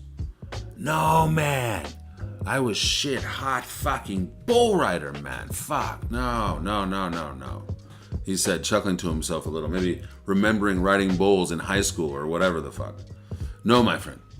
I don't believe in purpose. Or a soul, really. Not much to find here, he said, now hysterically laughing. So you didn't get hurt? I asked, more interested now. Oh, man, that's the sport, you know. I broke some bones, I got a few concussions, all the things you're supposed to do. But none of them ended my career, not like my father. He thought about that for a second. I wish, my friend, I had gotten hurt. So, what the fuck? I indulged him, apparently a repeating pattern I have. I didn't want the crazy dream, the mythology, the philosophy. Better than bullfighting, better than Europe. We're advancing, not running, going further down the path in ways no one saw before. This is how my father saw it. Maybe it's how he made so much money in oil. Then just fuel all of it, but never made him happy. He wanted the big symbol, the grail, and for him it was riding the toros. He did a half-hearted imitation. I understood, but I totally saw a different dream. Okay, fuck it. I was in at this point. Hit me, Luke. I didn't get hurt, Dick. I did much worse. I quit.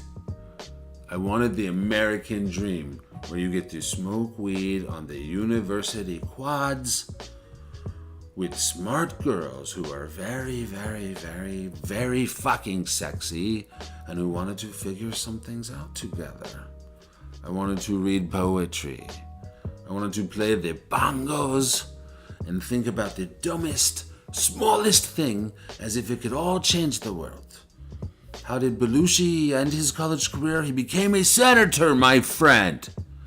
This is it. He catches his breath. He meant, I'm assuming, in Animal House, Belushi. Fucking drugs, man. Did I almost forget this part? LSD, music festivals, road trips, doing nothing for years except drugs and thinking and fucking, my friend. How did this become a part of society that everyone is okay with?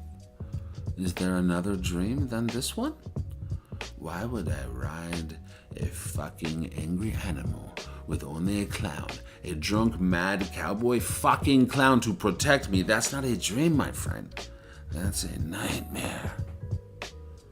This also induced a round of that doomsday Hell's Gate laughter that maybe feels the best.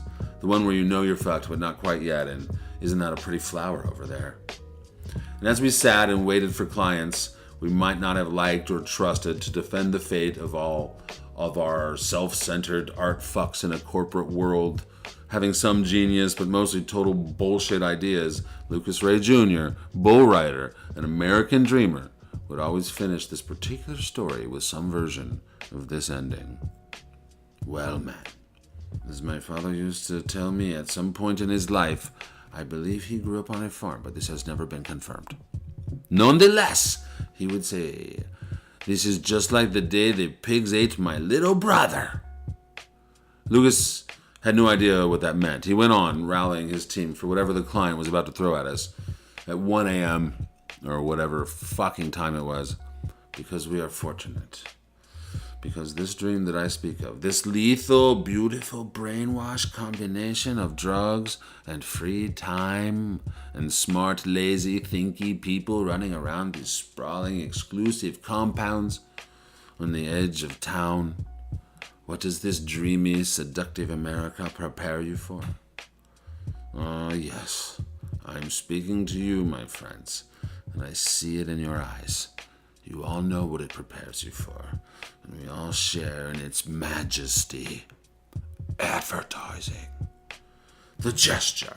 The bullfighter, still not the rider, the red cape, the older school. Maybe the Europeans did think of riding the bull, and were like, that's fucking stupid.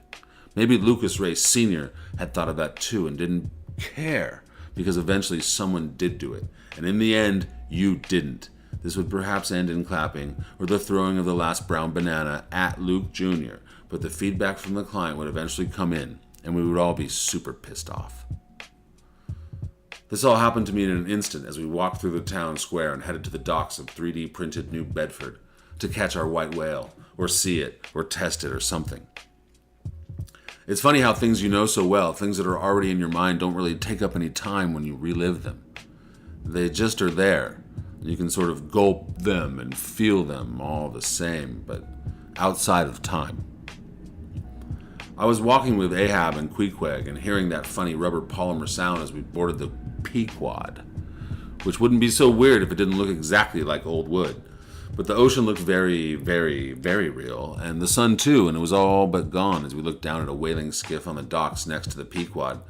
There were people there, more than had been around before, as if Lucas had summoned them. It was similar to the crowd that had surrounded him on the tarmac. He was engaging with about 8 or so people, all seeming to be talking at once, and Queequeg and Ahab and I just kept moving towards the rope ladder and down, and I could see Lucas Ray receding before me, standing, talking, leading, and then my feet hit the bottom of a boat, a whaling skiff, in fact, which felt and sounded the fuck like real wood, and the sound of the waves lapping against the side were like real as fuck too. And as we began to dip and sway in the ocean's way, I saw Lucas on the edge of the Pequod. He had one foot on the rope ladder. He had started us down, and somehow we had all passed him, and his small entourage began to swirl around him, almost stepped down. Come on, Luke, what are you doing? And then, even as I was watching him, he disappeared, sort of swirled out of existence like De Niro in the newspapers in Brazil. And Ahab says, and we're off. Sounding more like an announcer at the Belmont, not on Derby Day, some other race. And I look over at Queequeg, who gives an uneven smile like it's the third time he's ever tried to do such a thing, with his mouth. Do it, and the bone in his nose scrunches up a bit, giving a cannibal-esque nose flare, the water still slapping at the sides of our whaling vessel as we drifted away from the Pequod and out to sea. I suddenly realized the sun had gone down. It was dark. Again. 15. I love the ocean, the big water. And there is ephemeral space connection when you're on the ocean at night, and the horizon blends into each other and the reflection of the stars, and the stars are just that. Always on both sides. Light, traveling through space like water lilies or the best of Whistler. It's all water. When the light and the reflection and the surface and the sky all become one, all become, well, paint. It's like that out there at night on the water when the sun has really gone down, not sundown, but night. People who don't do water, who fear, as they should, the ocean, don't do the open water at night. Most people perhaps don't know, and cruise ships can go fuck themselves, but for those that do, it's a singular thing, like Lawrence of Arabia crossing the Sinai. It has a feeling of survival to it, even when there is no chance of dying. I wasn't sure which was the case here. What's the plan? I asked the fellas. Boss said we should show you the whale, so we're heading out to see the whale. I thought we were all going, and I realized as I said that it doesn't matter. He got hung up on business, Ahab said. Queequeg, I noticed, was light on talk, heavy on action. He was steering us with a rudder in the back, which I imagine was like the Disney Jungle Cruise, not just a tiller in the open sea, but a silent motor that was propelling us forward. Not so far now, just a couple 100 yards offshore. Ahab was peering out into the night, not sure how many times this great whale hunter had been out to sea. Queequeg seemed a little less concerned, but maybe he was just stone cold. And so it's a test? Like, is it a machine or a projection? I asked, feeling insecure about how far a couple 100 yards offshore at night would be equal to in a swim scenario. It's real, Queequeg says, matter-of-factly. Not a projection? I said, also kind of asking. Real, Queequeg said again, so flat. Fucking cannibals. This is it, Ahab yells out, pointing out into the darkness. But then I could in fact see something blinking under the surface, like the strange rhythm of the internet connection lights, the mystery you rooted for to come through but rarely knew exactly what you were looking at. They were just strange oscillating colors, white mainly, a yellow, a green, moving maybe steady below, but here with us on the surface they bounced and danced on the waves they were entangled with. Queequeg seemed to tense up, and the boat came to a stop, the wake behind running past like a ski boat on a reservoir. There was a rumble, the train rumble through a New York apartment. It lifted the water now, the rumbles turning into bubbles and then a spray like an organic Bellagio fountain if it weren't programmable to music. The front of the boat lifted and then the back as this cresting wave rolled beneath us. Ahab sighed, relieved. I saw the head of the great white beast breaking through the surface like a newborn crowning the birth canal, and it began to rise. Its one eye above the waves was iridescent. I could see the other lights blinking and reflecting in its glassy curve. Queequeg lets out a groan this time, guttural, coming from a new place. Real! He yells, steadying himself for another wave from the surfacing monster, the nose of its monstrous white head and the one eye peeking between lapping waves, and then it stops abruptly, strangely. It's caught! It's caught on the ropes! Ahab said, and he's right. You can see by the light from the machine below, blinking and reflecting off the surface, that a rope from a harpoon has wrapped itself around the whale and won't let it surface any further, like a stuck pin on a bowling lane. And of course there are ropes and harpoons, and I understand it all in the name of keeping it real, but these are real ropes, and the whale is now just grinding. Queequeg lets out a strange sound. Maybe it was a word, I'm not sure, but he started to play with the rudder now out of the water, the prow of the boat starting to point down as the water swirled around us in a determined land of the lost style. It's trying to reset, Ahab said, and we started to become vertical. The prow now pointed straight down into the whirlpool. Queequeg is gone. Abandoned ship? Ahab is held onto the prow like a true captain, going down with the ship or not knowing what else to do, but his legs were starting to peel back over the top of his head as the boat was definitely headed down, and I fell, splashing into the whirlpool, barely clearing the boat as it and Ahab went down, and I tried to kick a few times. 1, 2. I wasn't scared of the fucking water, the fucking darkness, and especially not the white motherfucking whale, but it was no use. My head slipped under, and I stopped kicking as the water just sucked me down with it by centrifugal force or some other force I had known but probably had forgotten. The blinking lights were at the base of all of this, what looked like, honestly, a giant underwater server farm. There were bubbles everywhere, and it made the whole scene look like a blacklight mushroom go a trance party. The boat was being pulled into the one giant gear system at the base of the server farm, and Ahab had come free of the boat, but managed to get himself tangled in the ropes with the gears and the belly of the white whale. Queequeg was unaccounted for, but I saw the rest of this in bursts and fits of multicolored light, like being in a K-hole at the limelight. And there he was, Ahab, tangled up in the lights, and he was waving at me, trying to help me or telling me to get the fuck out. It didn't matter. I was being sucked into the ropes of the gears like the start of the motherfucking Industrial Revolution about to take me out, and I always thought it would be me and Ray Kurzweil after the Singularity, enjoying being information, just traveling everywhere at once, being, or just singular, chilling, I guess, whatever happens. I never thought that I was gonna get sucked into a bunch of amusement park fucking gears like Charlie motherfucking Chaplin. Fuck! And then a server dislodged from the stack. I didn't really see it happen as much as the blinking lights getting bigger and bigger and bigger, and really not until it swooped me up in the chest and just sort of wrapped the rest of my body around it as it headed to the surface like a diving bell. saving the life of one of those crazy fucking freedivers that you're like, what the fuck are you doing at the bottom of the sea? And then boom, I hit the surface and gasped, like those divers must feel. I held onto that floating server, still blinking, talking to its friends down below, still stuck down with the whale and Ahab, and fuck it, I was sure they got the cannibal too. And then I heard the buzz.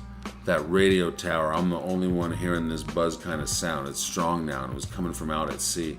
And I realized as I was watching the blinking lights getting smaller, washing away as the dark waves just became darkness, and I headed where the sun don't shine, following the sun to its watery grave beyond the horizon, out and out and out in the dark sea, wrapped and floating on a server, whose strangely still blinking lights are my only companion, like Winston the volleyball. But there was that sound again, the buzz, and I was headed towards it, to the end of the earth. Maybe it's the new bell, for whom the buzz tolls. That's pretty funny, I thought, and then something touched my feet. I've swam with sharks before, and the trick of that is to feed them and to be able to see them. Nothing is scary, maybe even your last moments from a grizzly bear or equivalent human-devouring creature. If you can see it, if you're like, holy fuck, here he comes, fuck, those teeth are big, you're all eaten. But I think it's the unseeing, the knowing something is definitely always down there, but you can't see it, like the floating and the unseeing and then being touched. Fuck that. So I recoiled my foot, and I almost came unglued to my server, and I just accepted my fate and stuck my foot back out there to keep my balance and touched something again, but it didn't touch back. It was a surface, a floating island or something. I ran my foot along it, and it went back and forth for as long as I could touch it. It was rubber, molded, printable polymers, and that made me unfucking believably happy. It was a ledge at the edge of darkness, at the edge of the sea, and the buzz was very loud then, and I went for it. I came off the server and grabbed onto this ledge, my feet dangling off the side and the top of my torso hanging onto this slippery surface. Unable to see, scared of losing my grip, I started to kick like a fat tourist at the resort pool, deciding he didn't need to use the ladder. But I was fucking winded and disoriented, and I gave it everything I had, kicking like a fucking dolphin at SeaWorld before it went away. And somehow I beached myself up and onto the ledge, and then smack, I slid and hit a wall like an untrained penguin. And a light blinked, and the buzz was loudest of all, and sure enough it was a door. The edge of the experience. The Truman Show is how we know.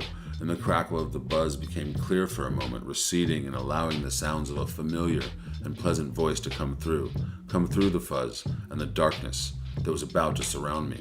Mr. Dick! Mr. Dick! It was an electro-hollow warmth that filled me with great joy, and I felt like we'd been together before, or had always been together. It was a feeling, not a memory, all of it getting wavy, gravy, hazy. Mr. Ho would like to see you. Coogie? I asked, and then went dark, unconscious, as it were. 16. A lot of people don't realize what is going on. They view life as a bunch of unconnected incidents and things.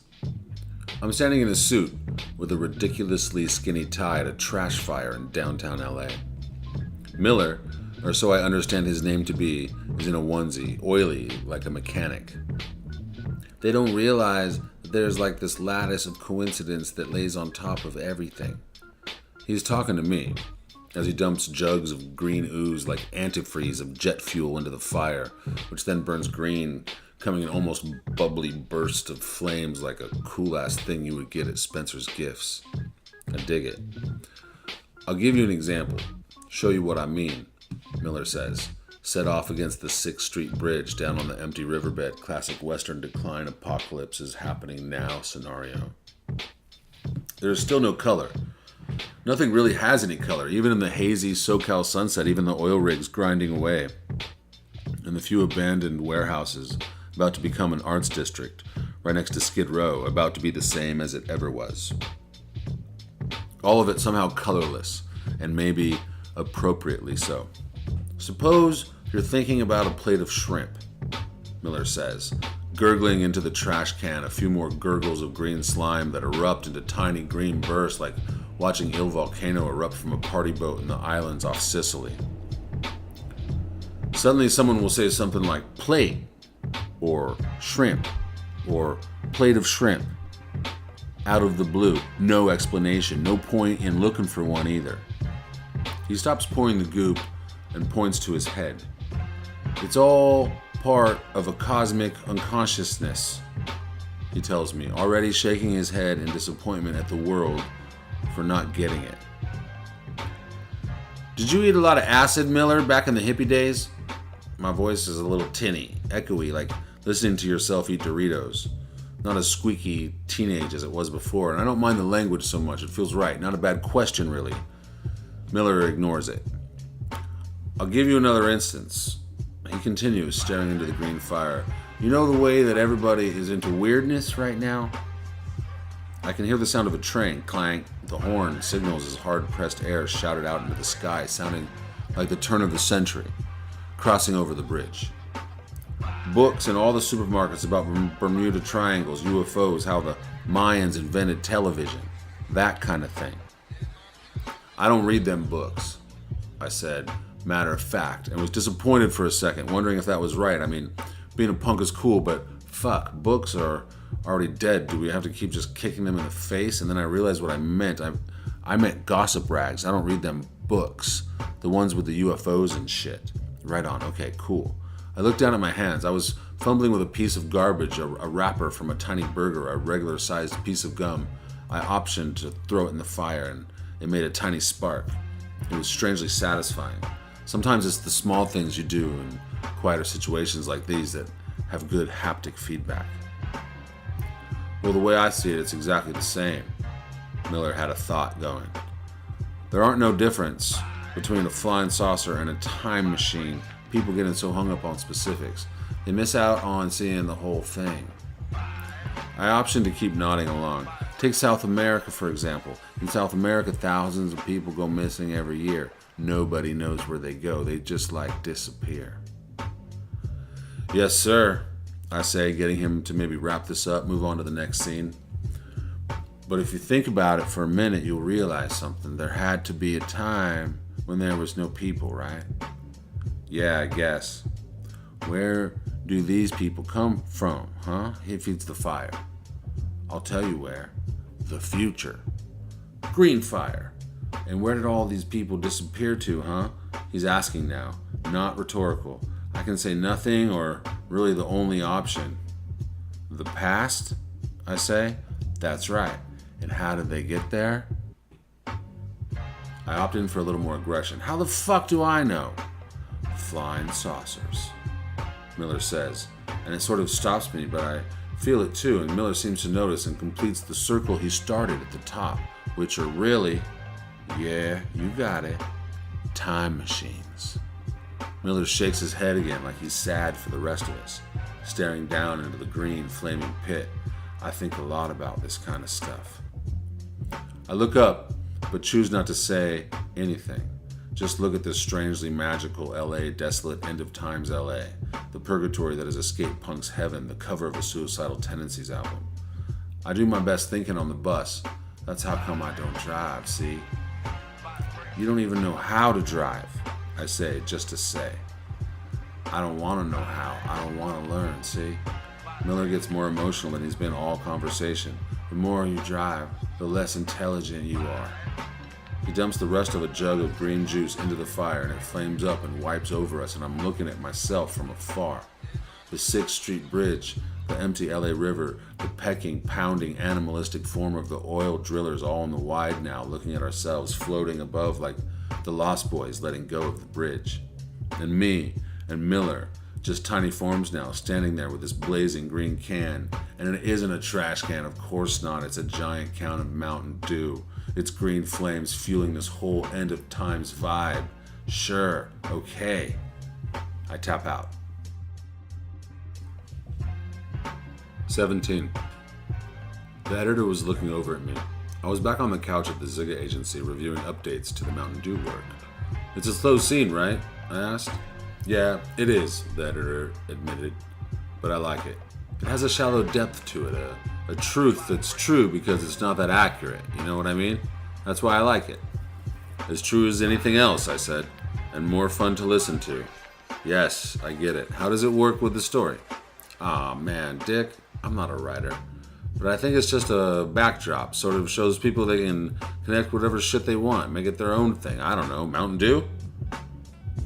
The editor said, answering his own question. There was a buzz. The editor picked it up. Hello? Mr. Ho. Would like to see Mr. Dick now. It was Coogee, my hero. To be continued, I said, getting up from the couch in the editing suite. The editor gave me a tiny advertising salute with 2 fingers off the top of his head. I walked out and headed to the elevator to ride the great glass Nero digital super tube that is Zigga. 18. So Coogee, Feng Ho's apparently omnipotent assistant, had checked in with Google to find out why I had not returned on the Google tram back from Lucas Ray's Fresh Kill studio. I was wanted here at Zigga to look at some work. Go fucking figure. You're late for a meeting, and it saves your life. Well, not actually. Or so I was later told. Coogee had the Google tram swoop me up and take me back to Zigga, where they keep a few penthouse suites on the top floor for visiting CEOs and heads of state and, well, the Freelancer, who's working on their Mountain Dew ad. Turns out this cable-free hyperspeed Google tram also goes directly to the top of Zigga. Yeah, checks out. So that's where I was, in the penthouse suites overlooking, well, all of New York City, recovering that night from my dip with Moby fucking Dick, when I got a message from Lucas. Dear Dick, my dearest friend, I fucked you up good, man. I tell you, people do not mind a disruption when that shit is real. Real. That was the whole ride, my friend. You took it. Now I'm going to take the people on their Google retreat to see this show the night before. The same show. So they can take a look at how we do things around here. And then I give my talk, right? Right there in the chapel and pump them up, you see? Yes? Fuck you, Lucas, is what I'm thinking. Telling me now that I had just had the experience, that there was no accident, that was the ride? He was telling me that Google was going to pay him $1 billion whatever to throw them in the fucking ocean, or a tank that really fucking looked like an ocean, until you find the edge. Lucas's message continued. Then we go down to see the boat and check on the whale, just like with you. Give them a real behind-the-scenes look. They are businessmen and entertainers, and they like to create things, and this all seems very natural, yes? But I happen to slip away, and of course, my bodyguards, the Queequeg and Ahab, are leading the adventure, and then boom!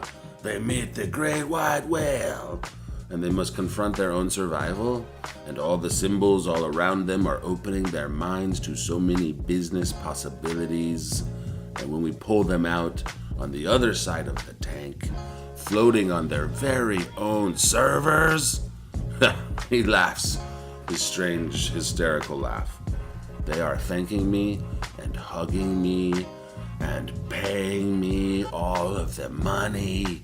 Reality, my friend. I keep telling you, and I thank you, my dear Dick, for participating. And he laughed again. Deeper and funnier this time, and I fucking laughed too. Cocksucker. And then his message was over, and I had been taken for a ride, and also somehow now loved it. Fine. Still, I was exhausted, and I ended up just falling asleep on Zigga's no-century modern couch. I woke up at 4 a.m. That's not unusual, but not always what you want. I watched some of the hologram pieces dance in the corners of the penthouse suites, some abstract and subtle, some more sculptural.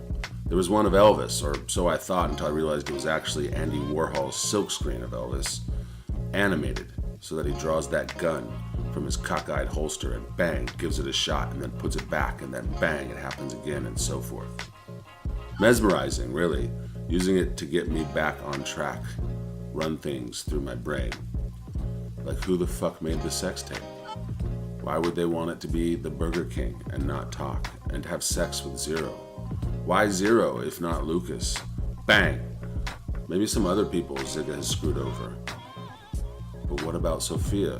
What about what she said?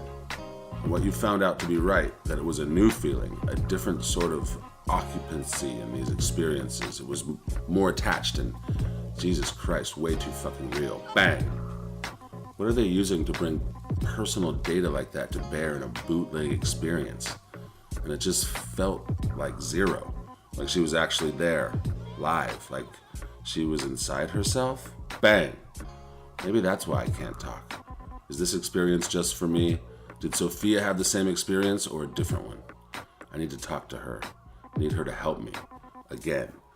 But first, I need to finish what I started, I thought, staring at Andy Warhol's video hologram animation of Cowboy Elvis. Bang! And I had to tap into the experience in the penthouse suite of Jacob Ziga's agency. Jacob Ziga, Zero's father. I had to tap in and have sex with her before I went and saw her husband. Before my old friend Fang Ho invited me into his office and asked what the fuck I knew about this sex tape. What I had learned about this experience that someone made to embarrass Fang and humiliate Zero, and maybe even more importantly, I needed to figure out why this fucking thing seemed to be about me. Bang. 19.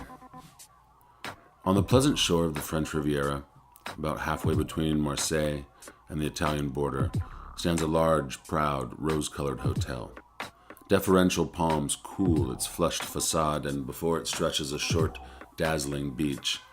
Lately, it has become a summer resort of notable and fashionable people. A decade ago, it was almost deserted after its English clientele went north in April.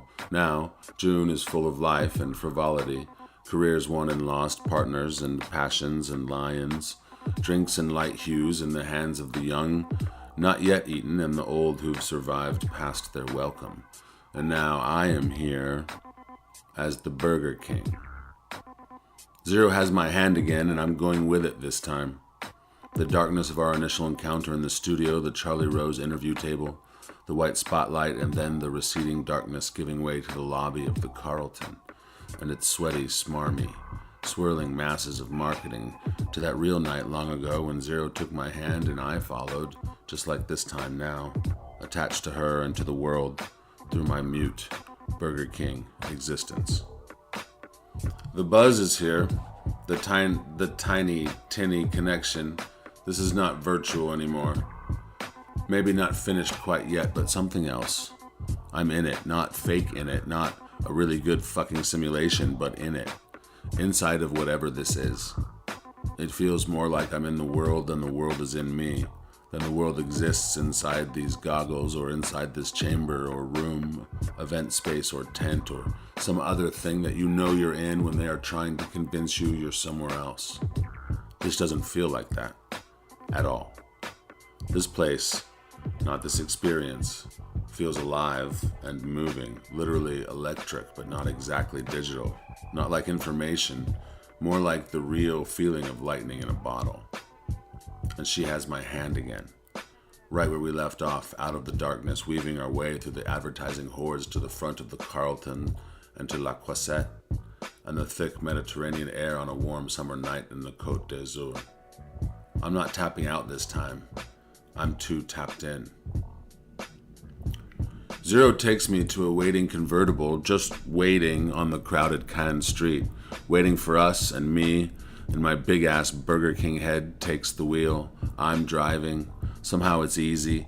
I'm not thinking, it's just happening, and we look at each other screaming with our eyes searching for something more, a sign, a yes, I will, forever.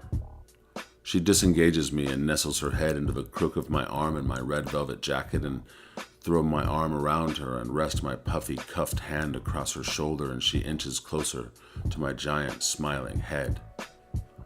The crown on top feeling like an electric yarmulke, like we just took pills. And I drive up the coast to Antibes, past Belle Reeves, and up to the Hotel du Cap. This isn't a sex tape. This is fucking beautifully romantic.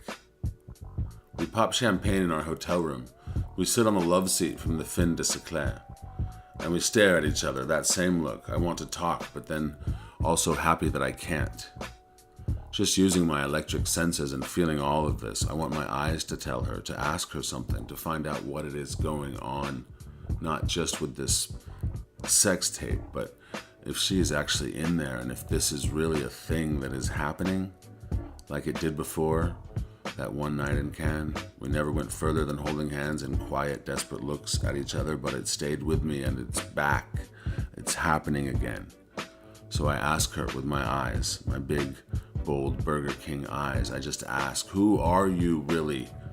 My eyes say. And what were you before?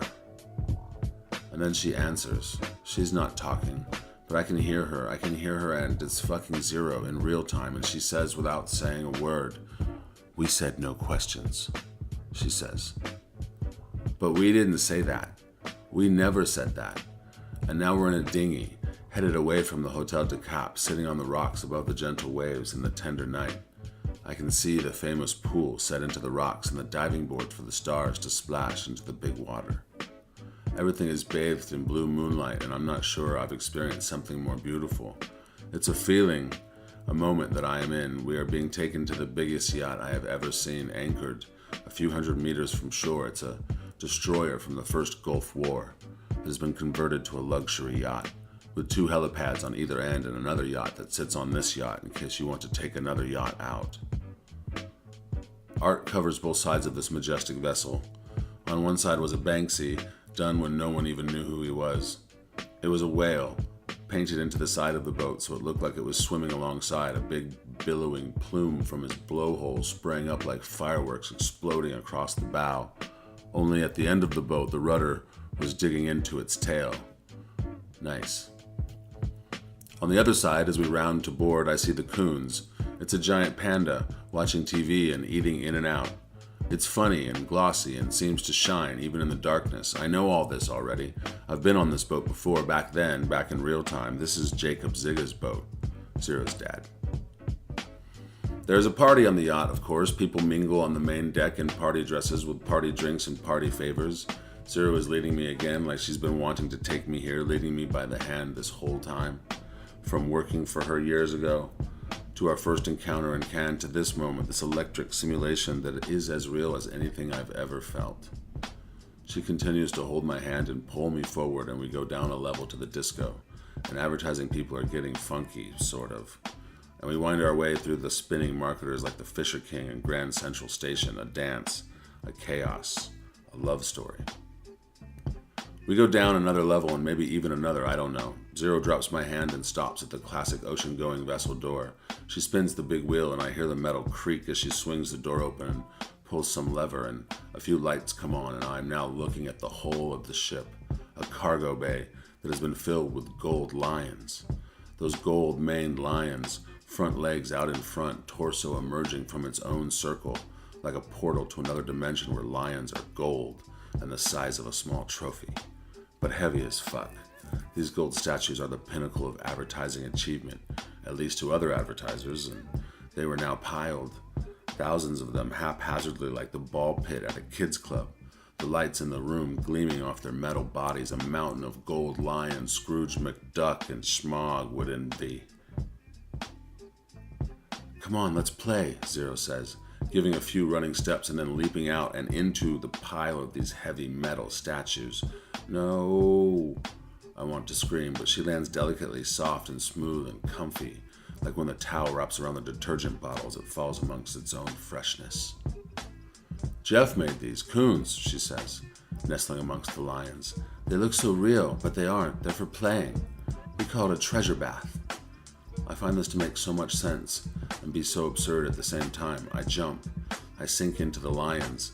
They smother me and tickle me, and Zero joins in, and we're rolling and laughing, and I try to kiss her through my big plastic lips with my big burger head, and I fear the worst, but somehow it happens. The connection. Maybe she figured it out, unlocked the key to kissing me, to fighting through this giant advert and getting inside. Our tongues found each other, and it was like licking a battery. It curled my toes and made my dick stick out like a lightning rod. And just that fucking kiss, the one that didn't happen last time, the one I've thought about for years and years and years. And our tongues were connected, like two mating eels, and it's the best sensation, real or otherwise, that I have ever felt. We disengage for a moment. I roll over and look into her eyes, wanting that forever. The signal, as gold lions were falling and squishing around us, and I recognize those eyes, but something isn't right. The nose is bigger, the hair isn't black, it's silver, and there are wrinkles and the cheeks are sticking out at a different angle, and I pull my giant plastic face back so I can see what I'm seeing. And And, well, it's not Zero. It's her father, Jacob Zigga. Come with me, Dick, Jacob said, looking at me with those same fucking eyes as his daughter, but with a face and hair like Steven Pinker merged with a David Lee Roth fashion sense. I've always thought you were special, that you would understand something like this, thrive even. You can be special in this reality too. Come with me. Jacob Zigga holds out his hand, just like his daughter, beckoning me to follow with those motherfucking eyes. I sit with my big Burger King head, the same ceaseless grin, my own wide eyes unblinking and staring out upon the sea of gold lions we were floating on, straddling one of the greatest advertisers to ever live, my old boss, my new lover, French kisser par excellence, and Cupid, leading me to some other side of something I wasn't even sure about, but knew somehow that I could never come back, and even if I didn't want to come back, it's not like me to choose the option that has the least options. Fuck. I tapped out. 20. Mr. Dick, Mr. Ho will see you now, Kuji said, radiating its presence in the waiting room outside Fang's office.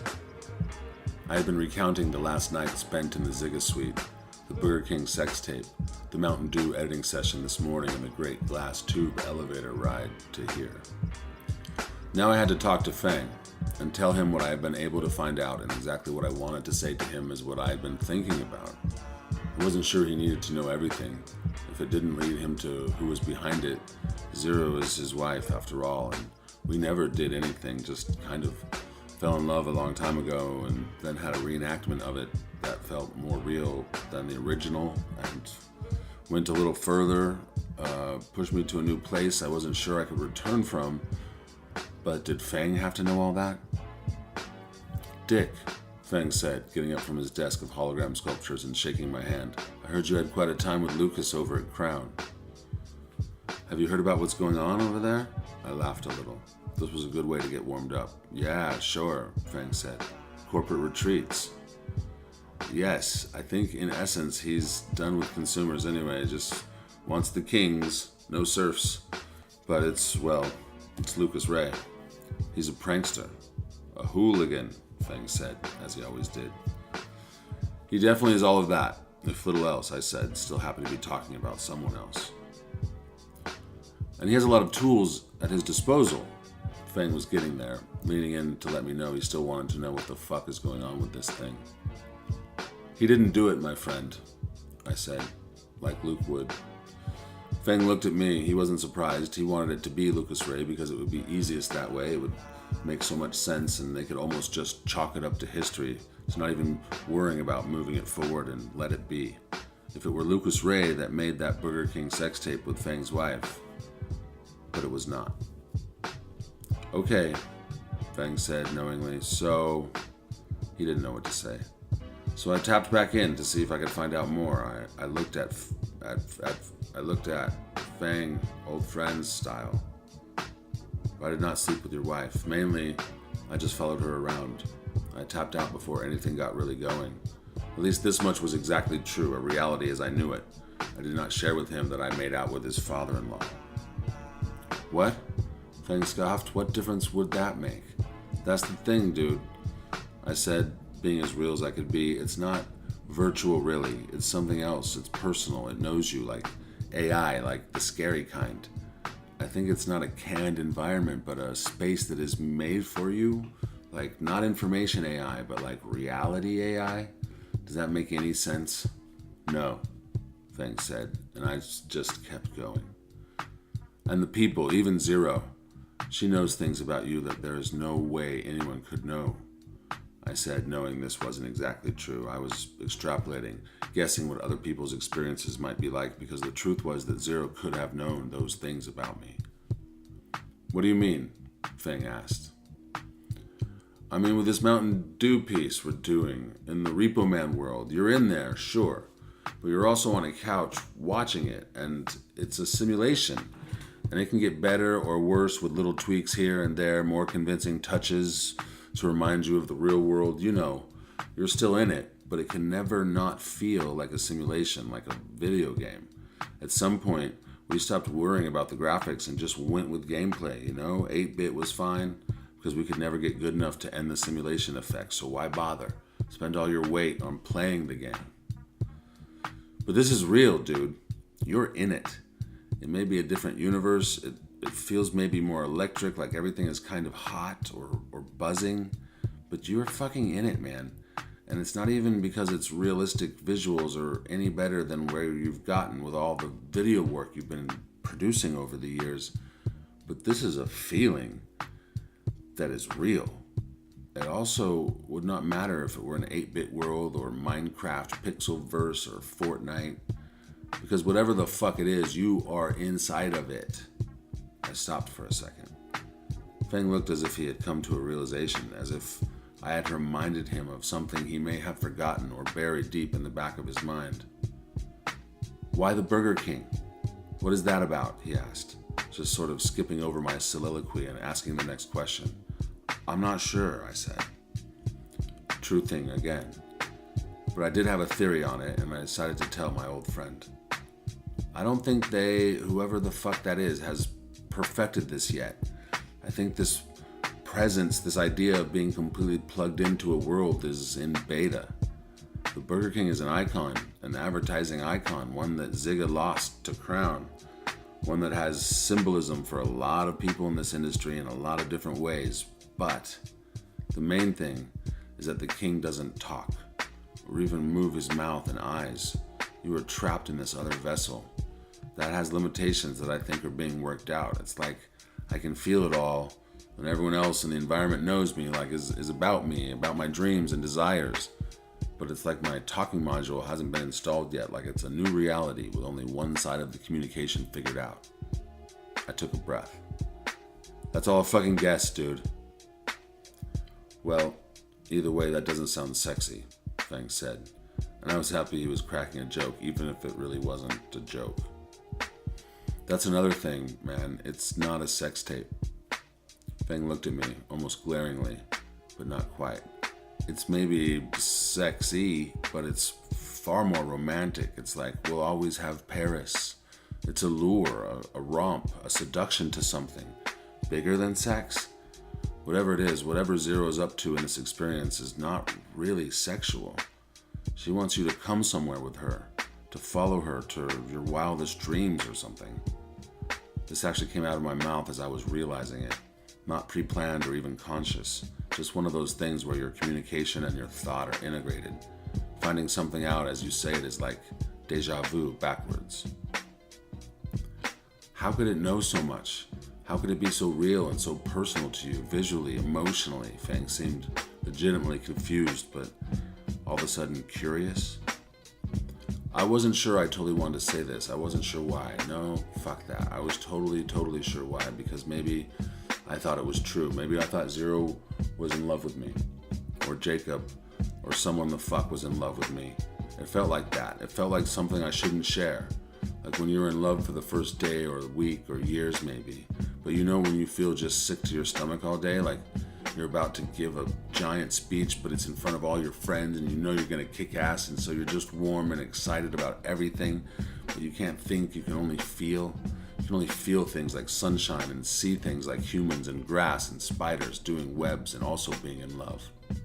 That weird ass secret but shared fucking feeling was in me right now, and I was scared to give it up, but I wanted to keep it real. It might have been real, Feng, I said. What? I've thought about this a lot, all night really. Me and Cowboy Elvis and Andy Warhol. And there's another option that I think might make more sense. I looked over at him. I wanted him to not care, maybe not even really hear me, so I didn't have to bring it up, but he looked at me with the opposite intention. Maybe it's like a stage, I started. Like a shared environment that people are, inside of and controlling in real time. Feng was nodding. And you go in this roller coaster cart, this ride carriage called the Burger King, and you're in an environment that is based on an AI created in real time by you, basically, and the people you encounter, they are real? They are controlled or occupied by, actors? I don't know, but I think they're real. People are really in there. Feng slammed 2 fists down on his desk, and his little hologram people shook and glitched out for a few beats, becoming wiggly lines of abstract static and then settling back into perfect little video people. And I was like, fuck, this is it. This is where he's going to ask me if I thought Zero was really inside there, luring me on to love and the great beyond. And I would have to tell my old friend, absolutely, yes, I do. And I'm in love with your wife, and I, for some reason, made out with your father-in-law. And well, to be honest, Feng, I really liked that too. But none of that came to pass. Feng hadn't banged the desk in anger of realization of what my wildest AI dreams of romance came to be. He had banged the desk because he figured something out.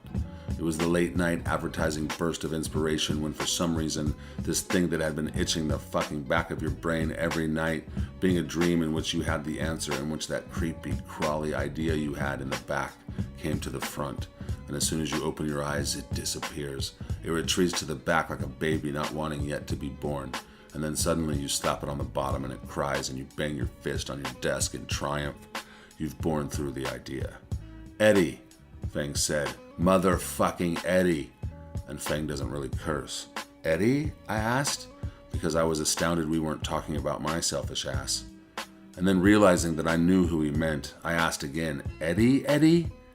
Eddie's song, Feng said. We need to go to a galaxy party. Okay, I said.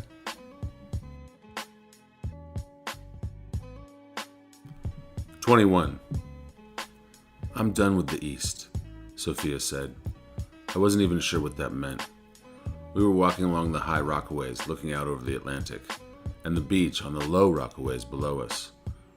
They had created basically another Rockaways on top of the old one. It was always strange to Sophia and I how New York didn't really discover waterfront property until the new millennium. It's like the waterfront used to be dead fish and hookers and scallywags and one-legged sailors, and it was the low ends. It was the transportation hub, the port authority of the oldie times. The fucking docks. It's what property flooded and where the enemy attacked first. Cut to highways and trucks and drones and Google trams. I'm sure they're taking over soon. And the waterfronts are open space, not for business, but for pleasure and leisure and all the things about living. A space for you to contemplate the ocean as CB2 backdrop, not a channel. Just an animated presence for you to forget all the things about working. Sophia and I had discussed this many times back in the day, back when we took the A train to the end and walked to Reese or 108th Street right across the street from the projects. We were walking above them now. They were covered by skyscraper islands, walkways, and parks and retail and restaurants that lived above and looked down on the old waterfront buildings of the low Rockaways, some of which still had a view, none of which had any sunshine. You could see the long stairwells down to private beaches, glass elevators for some resorts, and always the winding electric cart roads, twisted and turned on each end of the high rocks, spurring many a controversial spill, husbands and or mistresses having met ill fates, with the occasional solo flight off the spinning circular staircase of a road, an accident perhaps, until the financial disaster hidden for so many years is revealed to turn a spin of fate into a purposeful spin of the wheel. Yes, those high Rockaways. Those high rocks, where Sophia chose to spend her last day in New York, with me. I'm not sure I get it, I said. You're done with the East. When did this become a geography issue? I stopped at an outcropping where people could hang out over the steel, shiny railing and see the sea. I leaned against it, turning my back on the big water. I'm going to unplug, she said, pushing the hair out of her eyes to look at me. How do you mean? We're all about machines out here. I feel like I can't separate. Even the way that I'm trying to do good, and she air quoted the fuck out of that, is all about collecting information, creating experiences that maybe people want, that maybe explain or help to create some more empathy in the world, right? Fuck yes, I said, knowing that she was talking about her experiential work. Getting money to make some of the highest end virtual reality experiences that have you carry a jug down a jungle hill, fill it and bring it back up the hill, something the wives in Central America have to do 6 times a day.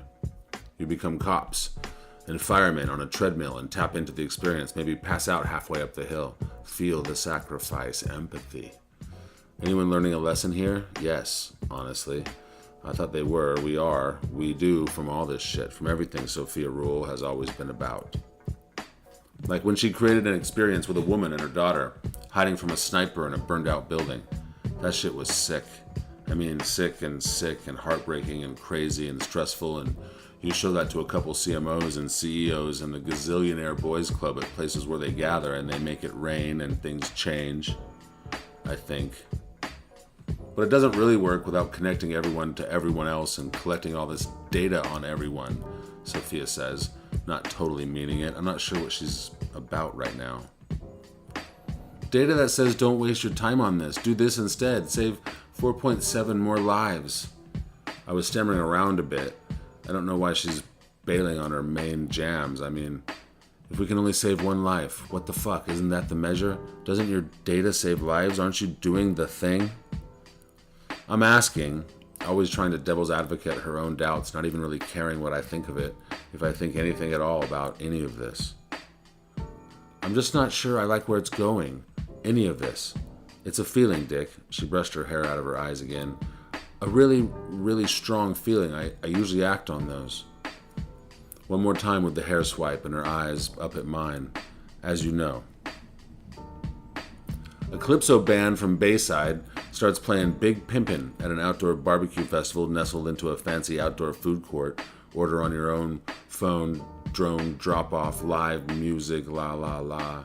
It's right across from us, and the steel drum bing-bong of that track certainly works as a shitty Calypso band cover. And it's strangely nice here in the high rock, sea breeze through your hairs. Why are you going west? I asked, like an ultimatum, like I don't understand still why this would be about geography. They're into new stuff, or old stuff, or going back to where machines made sense, you know, she said, asked. Silicon Valley? They're done with machines, I said, asked back. Computers, Sophia said, the Calypso band hitting the part of Big Pimpin' that sounds like Miami on a speedboat, echoing through the High Rocks complex. They like machines, but they don't like networks. No more ones, no more zeros, no digital. Electricity is revered, but for a lot of people, the information society is over, or needs to be. Sophia looked tired. Who the fuck is giving up on information? I said, totally in fuck you mode, in like, what are you talking about, strange motherfucker mode. I'm in with some people who aren't totally above board maybe, she said, not kidding. Okay, I said, in a way that made me sound ready for anything, but was wondering if she were talking about the same kind of outlaws that sell raw cow milk on ice chests at the Santa Monica Farmers Market. It's not serious, you know, except they are serious. I mean, you know, fucking hippies. Sounds like mega fucking hippies. Catalina, Sophia said. The island? Yes, she said. Has anyone even thought about that place in the last, I don't know, for a million years? They've always been anti-shit there. Able to keep a whatever-free environment so close to one of the biggest cities in the world it makes it interesting. What does? They've quietly gone totally and completely off the grid. Sure. Sophia got quiet in a strange way. It's gone. It disappeared. It's not on Google Maps. It's not in the census. It has no digital register. You can see it on a super clear day from PV or maybe even Redondo, but it doesn't exist. I was starting to understand what she was saying. I could understand how, if you couldn't auto-correct a place and find your way there on your phone, that it would cease to exist. Just stop being. Even as you were looking at it from a place that did exist on the map, the multicolored real-time lines on your screen, those were what mattered. The misty, inconsistent, existent island that no one ever went to or cared about were like the European boats, more like floating islands when they washed up on the American shores for the engines. What the fuck is that? They couldn't see it because it wasn't in their cosmology, because it wasn't on their map. Same with Catalina. There it isn't, sneaky like a dark silhouette, crouching in the Pacific behind the misty smog, behind the marine layer and peeking its head out now and then to see what's happening. But it wasn't there, it didn't exist, and no one could see it. They run on gas now, Sophia told me, still telling me like it's a secret. In the way you tell a friend of a friend at a neutral bar about the best fucking party you know about currently. They think oil is the way to keep people off the network, the safest way to power a community without risking being hacked, without ever having to become information. Shit, okay. I was understanding, but not sure where to take this worldview. They discovered a vein of oil under the island, underneath the kelp beds, and they had to kill all the otters and sea lions to access it, but they decided it was worth it to get unplugged. Sure, I said, wanting to hear more, listening to the next jam kick off in the echoey confines of the High Rocks food court complex. Is that Calypso Beatles? Something? Now they live alone, isolated, a community that runs on electricity alone, fossil fuels. Burn something real and make power. No more subfusion, no more nanominers and trollbites. I thought you hated all that shit. We all did, she said, but it's gone too far the other way now. We're in a new reality and I'm not sure we have control of it. Let's get back to the basics. To build a fire, right? Your favorite. It's every story, isn't it? Isn't that the great paradigm? I said. Try to use technology to live as long as you can before nature kills you. From Prometheus to Prometheus, no? I think technology is about to kill nature, Sophia said, getting some more wind across her long hair, flitting about her eyes. And we might just be caught in between. And the calypso vibrations bounce around the mammoth structure, straddling the low rocks and reverbing off the high rocks. Something in the things she shows me. I don't want to leave her now. You know, I believe in how. I'm not going to argue because I have no argument. I changed the subject, pushing it toward something she's helped me with, the way in which she affects the world, my world at least. You were right, you know, I told her. There is no way Lucas did the Burger King sex tape.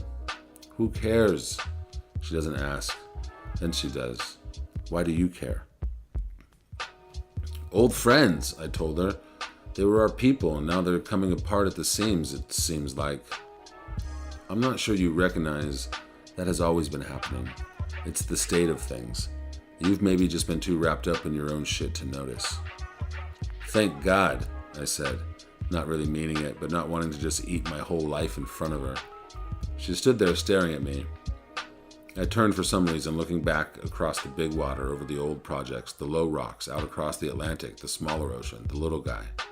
The short hop from Europe to the Americas, from old Western civilization to new Old West. Not enough water to stop the cycle, to end the march forward in time and geography, not like LA, where Western culture went to die. No way to get across the Pacific and maintain an ideology or identity or anything really. A portal, distance becoming a difference, jumping into another world, so the West is the end. Or Sophia Rule, ex-partner and the smartest person I know, is headed to get to the beginning again. Can I tell you something? I asked her. She nodded. I tapped back into the sex tape after you told me to check out how advanced it is. I did. I talked to Lucas. I didn't find out much other than what you told me, of course. He didn't do it. So I went further. I felt like I needed some more answers to give Fang or myself. And? She asked, to be polite, more than she was interested. You were right, obviously. It's like nothing I've ever made before or anything I've experienced before. And I was staring at her, leaning against the rail, the Atlantic crashing below me, trying to figure out how she was going to take this. I mean, it wasn't really virtual or even digital. It felt like electricity. I was in it. It was real. And I think Zero was there too, like actually there. Uh-huh. She was unmoved. It wasn't even sexual. It was romantic. She looked at me hard, the wind picking up her hair and pulling it back like a curtain, revealing the dark stage of her eyes. Did you fall in love with her again, Dick? What? I was incredulous. I shrugged my shoulders, held my hands out. In Cannes, when we were all there, me, you, Luke, Zero, she was showering you with attention, kept pulling you off to go do this or go check out this party or let's go on that yacht. She wanted you to herself and you fell for her. You fell in love with her. I watched it happen.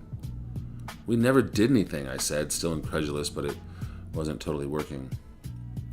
You didn't have to, Dick, she said, not even caring about making this point. I don't really blame you. I think we were all in love with Zero back then. It just wasn't fun being your partner after that. We didn't last long anyway. Her and Luke's first sex tape came out when we got back, remember? You must have been bummed. That kind of blew everything up, huh? I guess, I said. I couldn't outright admit that she might have been right, but this time it gets weirder than that. What the fuck, Dick? It wasn't Zero at the end. It was like she transformed into, it was her dad. She made the Joker face that's on that crazy clown on every tank top at Coney Island. That weird, I'm emotionally vapor-locked smile threat. I just kept talking. It was Jacob Zigga that I started to have sex with. Sure, Sophia said.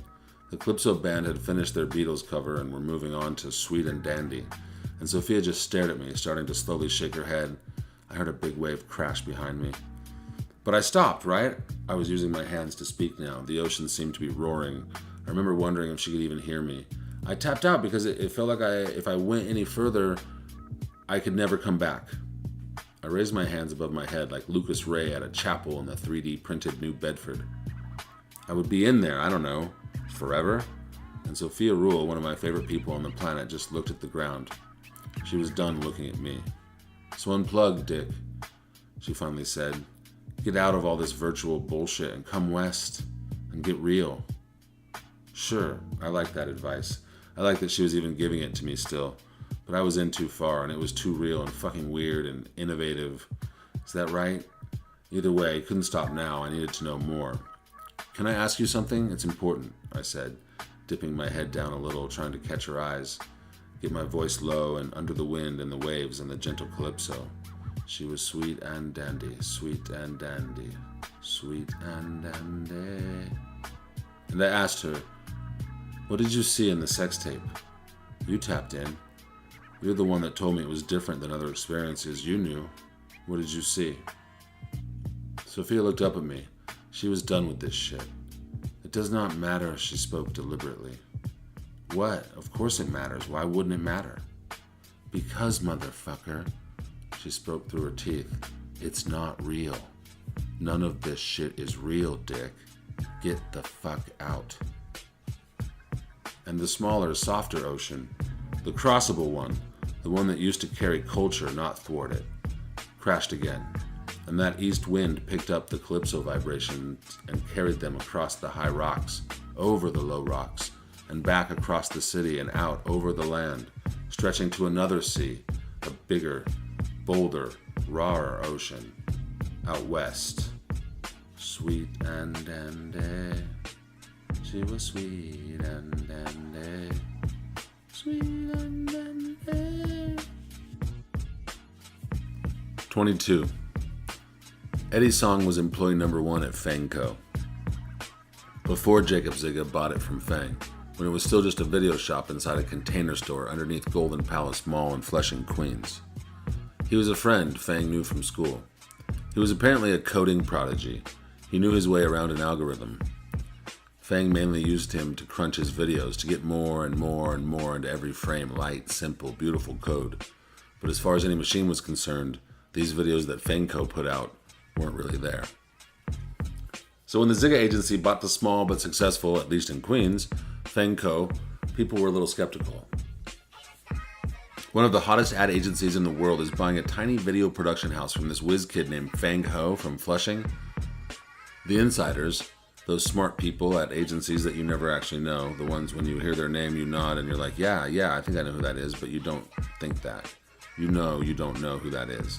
And it's those people that circulated an idea that rippled through the industry when Zigga bought Fang Co. It was that Jacob wanted this genius kid, this algorithmic video cruncher, the number 1 employee, Eddie Song. I met Eddie a few times, but that was years ago, back in the early days at Zigga. He wasn't involved in any of the work we were doing with Fang, making videos, then into holograms, and eventually ended up virtual. Fang backed off around that time, and Eddie kind of just disappeared once everything went into world creation. Jacob Zigga really took over at that point and made his daughter in charge of creative, Zero. But Eddie was barely around even in the early days. They kept him like Laszlo in Real Genius, in a hidden door in the closet down in a tiny lab room, like being inside a World War II tank with a keyboard and a Mountain Dew.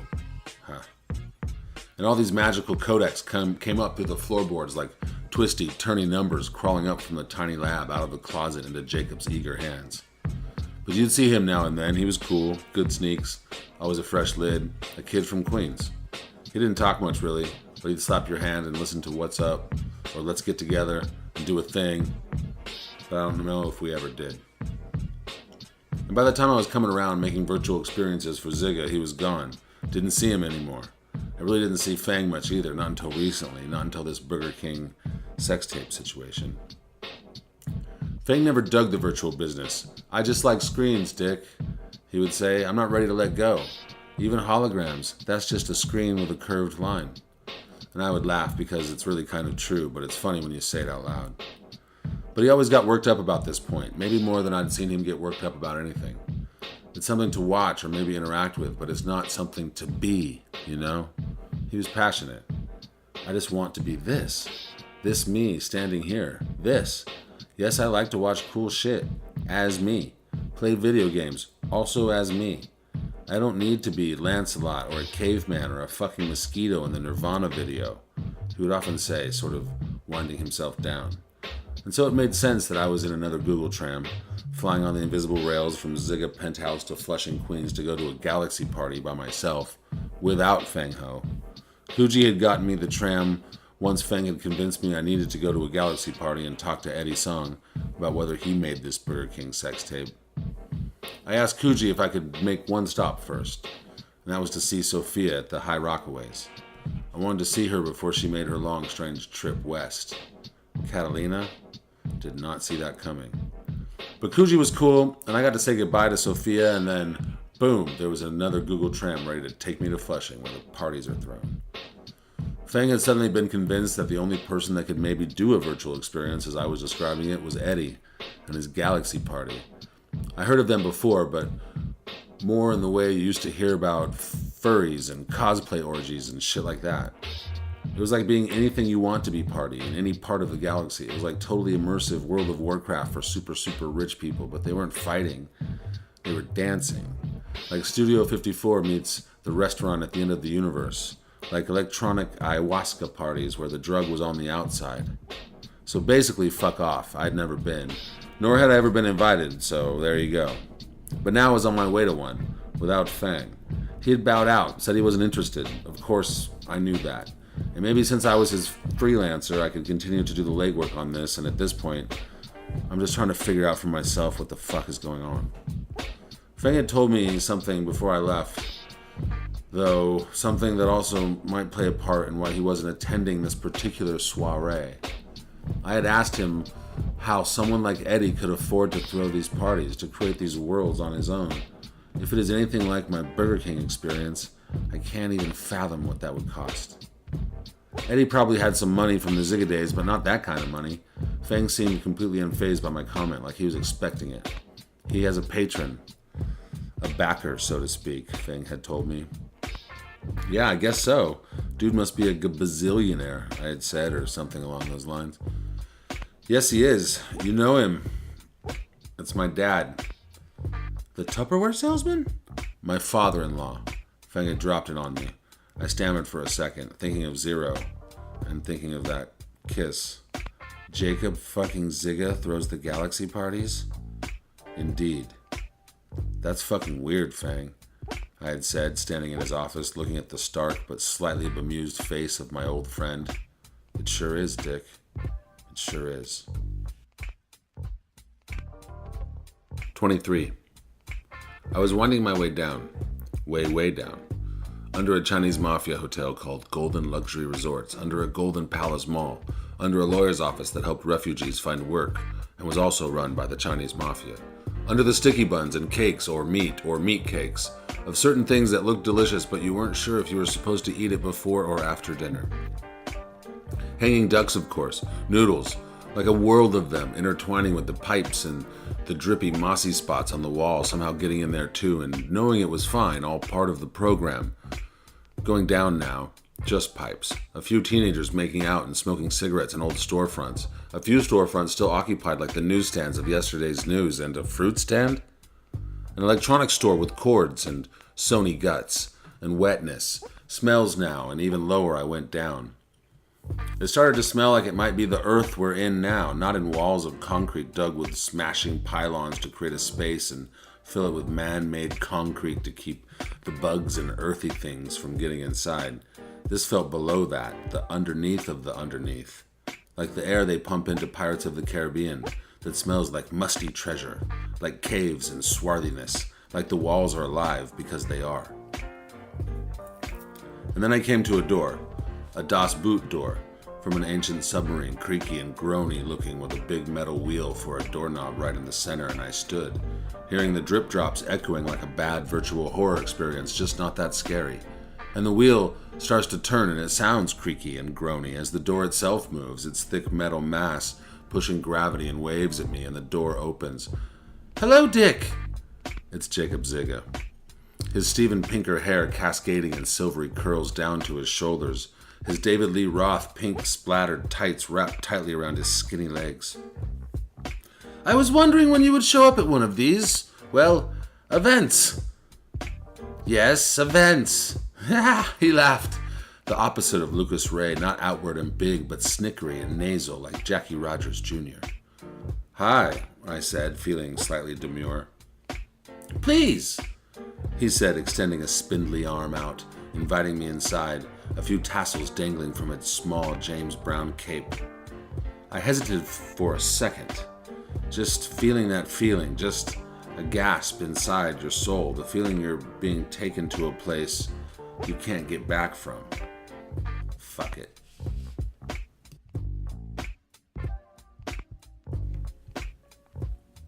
"24. I step through the submarine door and feel the buzz. That tinny electric ringing that locks me into presence, into being right here. Jacob is leading me down what looks like the back of a warehouse on the edge of a cool neighborhood somewhere. The walls are vibrating with a thickly reminiscent drum and bass metalhead's thump. Boom, da-dum, ba-dum, boom, brrr. Throttled through bad plaster walls as we stepped over amps and stands and assistants with headsets. And I realized we were backstage and at some kind of show, some jungle show, me following again, electric, bouncing along with Jacob Ziga. "The very peculiar thing is," Jacob says, perhaps reading my mind, "everyone chose the 90s. I understand instantly. He's talking about this party, what it's supposed to be, as we wind along the thumping backstage walls, his silver curls bouncing along with them. "You most likely were expecting a cosplay fanboy sword and sorcery fuckfest, yes?" he asked, not even speaking loudly, but his voice seemed to pierce through the pounding noise, like we were connected, like we had headsets on, like a quarterback taking plays in the huddle through his helmet. I just smiled. Jacob continued, "When everyone can be anyone, anywhere, it's good to have consensus. Like Reddit's empty canvas. You start out all over the place, anger and lust and destruction, love, greed, ecstasy, and it's really amorphous, just balls of gas swirling around. It reminds me of the planet Jupiter. But no one has any way to connect, no common thread to pull them together, and it's a mess, really. So things start to take shape. Consensus is built on what we should be, where we should be, establish some ground rules, so we all don't just float away in our bubbles. So much I would say dust in the wind. But it's rather more like being stuck in traffic on the 405. Not much going on but the sound of your own music, you see." We were getting closer to the music, moving closer to the beat, Jacob still leading me along this winding backstage maze. "So you start to pick a form, a super dick space ranger, a diamond centaur, a shimmering angel no one can touch, or perhaps a slug sliming around begging to be stepped on. Sure, these things happened, I should say," he says. "But then you generally fall into place. You realize that the galaxy in the party is the party. Not where you are or who you are, but the party itself. The, connections. The world you create together. Invisible, really." He casts a sideways glance, sort of mumbling the last bit. You get more freedom out of just being here as you. So much more to do, so much reality to take in, to change, if you don't have to change your own. Do you see, Dick? Are you following? I'm following, I say, stumbling around over gear and backpacks and a cart full of speakers. It felt like we were getting closer to something. And so we all started to be ourselves, and things got easier. Freer, you understand? Jacob is looking back at me, really tracking to see if I am taking any of this in. Hard to say, really, but I'm still getting signals from the QB, electrically transmitted. Too much cocaine and money in the 80s made everything, silly, really. No? We are stopping now, reaching the end where the backstage meets the stage and the music is much louder and just craziness. We are in front of a black curtain vibrating in the beats. Jacob is talking to me and I'm hearing him tinny but crystal fucking clear. So when you're choosing these things, unconsciously, I guess, collectively, really, he sighs. Ancient Rome comes up. Too much vomit. Disgusting! He looks over at me and I understand what he means. Vomit equals disgusting. Or you get 100 Cleopatras with asps up their asses. He smiles smart and beguiling. Cavemen, hair pulling, masturbating with a stick. He taps his fingers lightly along the billowy curves of the black curtain.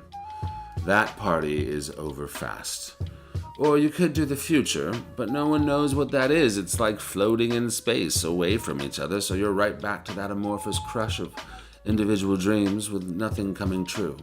Nothing connecting. Do you see what I mean, Dick? Jacob is beginning to run his hand along the curtain now, caressing its folds, preparing for a release, like Barnum, maybe Bailey, perhaps Ringling 1 or Ringling 2. Either way, I do know exactly what he means. I can't help it. So you start to move closer to things, the fin de siècle. Surprisingly boring. Still Victorian, really. The Roaring 20s, drunks. That's not dancing, people. War, no good fun there. And the 50s is like the Flintstones. Right back to hair pulling, honestly. Jacob's silvery curls were like wisps of smoke swirling around his head. I began to feel like I was on the perfect drug, not from the outside, but like a filter around me, a way of seeing. No, that's not quite right, a way of being. I smiled. The 60s were just getting warmed up, too innocent. Jacob was starting to peel back the black curtain, the drum, the bass, banging on the door. Now the 1970s, we're starting to really get into something here, letting bodies fall where they may, minds too, really. Jacob smiled at me. I felt like we were smiling together, the same smile, like particles living the same lives across the universe. And as I was saying, the 1980s were silly. Everyone knows this. Oh shit, I'm starting to get it now, to really feel what he's saying. I know what he's closing in on. It's pulsing through my body. Much like the 70s, but with better stimulants, the same music with more electricity, no? It was a time to leave the fleshy prison, but never leave the dance floor. Jacob is about to swipe that motherfucking curtain, and of course, shit. I knew all along what party we were at, so we decided, all of us, after so many galaxy parties, he continues, where we wanted to be, as ourselves, a time and place that would seem so outrageously inane if everyone weren't having such a lovely time. Motherfucker, I am thinking, buzzing, charging, connected. And Jacob Zigga pulls back the big black curtain backstage at the warehouse party and he screams out onto a twisted, swirling mass of dance floor like Twilo times the Matrix, fucking body paint and black lights and glitter and sweat and mentholyptus. Also embarrassing if everyone didn't agree to just fucking go with it. The 90s, he says. Motherfucker.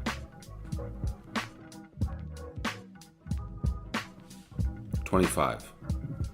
Jacob takes me by the hand and leads me to the dance floor. We squeeze between the pounding bodies, his silvery curls and bombastic tights disappearing and reappearing as he slips between contorted, spinning limbs and closed, sweaty eyes and wide denim flaps slapping about our legs like a vintage car wash. I'm coming up on a big buzz, and as I look around, it feels like everyone is on the same wave at the same height, and I've done my fair share of drugs, but I've never seen a dance floor all at the same peak. It's like we were pumping ecstasy into the air, controlling it, making everyone come at the same time, tight and simple, like on a dial. I love it. It's a great groove if your dictator is benevolent. Jacob lets go of my hand and does a spin, holding his arms in close, brushing up against the bouncing bodies. I start to spin, to shake my shoulders, to unfurl my arms in snaps, in step 1, 2, step 1, 2. It's all individual parts for a moment. Each one, I can sense and seem to have to change my focus. You, arm, go. You, leg, kick, step, left arm, snap. But then they start to hit. The boom, boom, boom, boom, gets in there. Snaps the left over to the right, step 1, 2, and then the focus starts to fade. The directions cease and only the music guides their movement. The fleshy prison has been escaped. I'm lost somewhere up in the hi-hat, in the tinny beats, at the very top, where you can float and look down on all the other boom, leading the people to victory on the floor, telling their own story, beat by beat, through their bodies. And Jacob grabs my hand again, and I can feel it like a tingle, like a soft whisper into a feathery microphone. I open my eyes, still moving, still free in the beat, but looking now, and honestly, not surprised at all, just happy. Just unbelievably happy. Happiness, not an emotion now, but a wave that rips and keeps crashing on my shores. And of course, it is not Jacob that is holding my hand, staring, speaking into my now open eyes. It's Zero. I want to show you something, she says, perfectly clear through the roar of music. She begins to gently pull me, and I gush to one side and then the other like a boat going down a narrow canal. Zero now my gondolier. And I try to answer, but my mouth is stuck in that way on ecstasy sometimes when you can't really talk because feelings are too good and you try, but then you're like, why? I really only need to talk when I'm in pain. Talking is the sound of pain. This is a realization that sent another rush of happiness around my being. So I nod just like I had with my big plastic Burger King head on, but I don't. I touch my face, my lips with my free hand. No, I don't have it on. Zero points up, and I see rising out of the floor like a black monolith with a booth on top and a vague figure with a baseball hat and headphones bobbing and spinning those beats. Zero keeps leading with her gentle tugs forward, and I keep following. Let's go see the DJ, she says. Yeah, let's go, I say in my head, to the beat. 26. Dick! Eddie's song sees me as I walk up to him in the DJ booth. He drops his headphones to his neck and hugs it out with me. It's warm and real and soothing like a soup dumpling.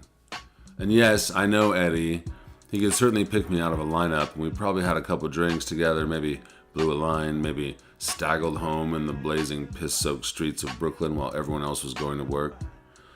But it's been a minute, and he's rocking it like we were out last weekend. All good. I like it, actually. What's haps, Eddie? I ask as we release, looking each other up and down. I can speak now, like the ecstasy dial was turned down slightly, allowing words to form. I see Zero, having led me again where she wanted me, slipped through a black door with no knob built into the back of the booth. VIP, I'm guessing. Check that out later. Oh man, throwing parties. That's the haps. He opens up his arms, swinging them over the crowd like, can you dig it? Like Cyrus. And the crowd screams back, yes, they can dig it. And he tweaks a knob, looks back at me. You, what about you? I'm the freelancer on this project, I tell him. We both laugh. Man, fuck all that. Eddie puts a hand on my shoulder. Advertising? For real? I thought maybe you got out of that game a while back, brother. Dag. Yeah, well, you just gotta keep doing what you love, Eddie, that's all. Are you saying you don't love to party, Holmes? Eddie asks, and really, I am not saying that. Not sure what I'm saying. The music pounds. We're trying to make the whole world a party. The whole thing, Dick. One giant party. Eddie starts to bust some more knobs, tweaking this and that. And I can't tell, like most DJs, if there's anything actually happening or not, if any of his movements mean anything. Or is he just listening and twisting knobs like a dance every DJ does to someone else's music? What? Who's trying? I asked because I felt like he was talking about a real project, not just an idea or crazy exaggeration, all in the tone, I guess, these things. Me! We're trying. Jacob. Zero is in too. Eddie looks at me, asking me to follow with his eyes, like I've seen these fucking eyes before. And it's almost like he's confessing. He's telling me he did the sex tape. But all of a sudden, way more than that. That's what we've been up to, bro. Serious as fuck, man. Just turning this whole situation into a party. All of it. The whole fucking galaxy, Dick. The whole thing. He looks up as if to the stars. Here in his monolith tower DJ booth, 90s kids in or outside of their bodies, inside a fake version of themselves, making it more real, all railing on the same train, bouncing it out below. Yeah? I say and ask, feeling dizzy, but the good dizzy. Yeah, Eddie says, not even a little ask, looking at me now. You want to come with us? You want to turn this party out, inside out? What? I'm confused now, a little, or maybe not confused at all. What are you asking me, Eddie? You want to come along, man?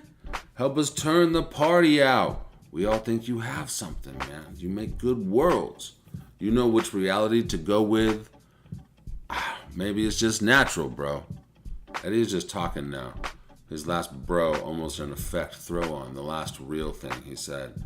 It seems like all these motherfuckers want to take me somewhere. But it always seems like we're already all there.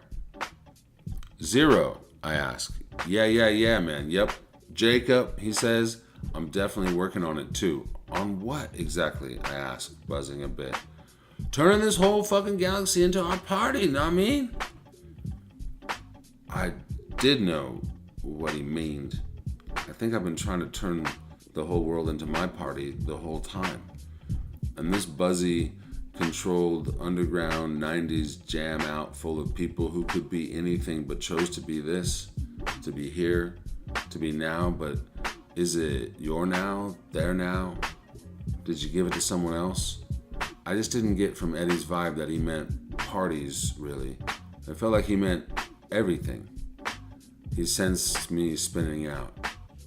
So check this out, Dick. He's pointing to his gear, his knobs, and his switches that are sitting on an old wood block. This is my mom's cutting board.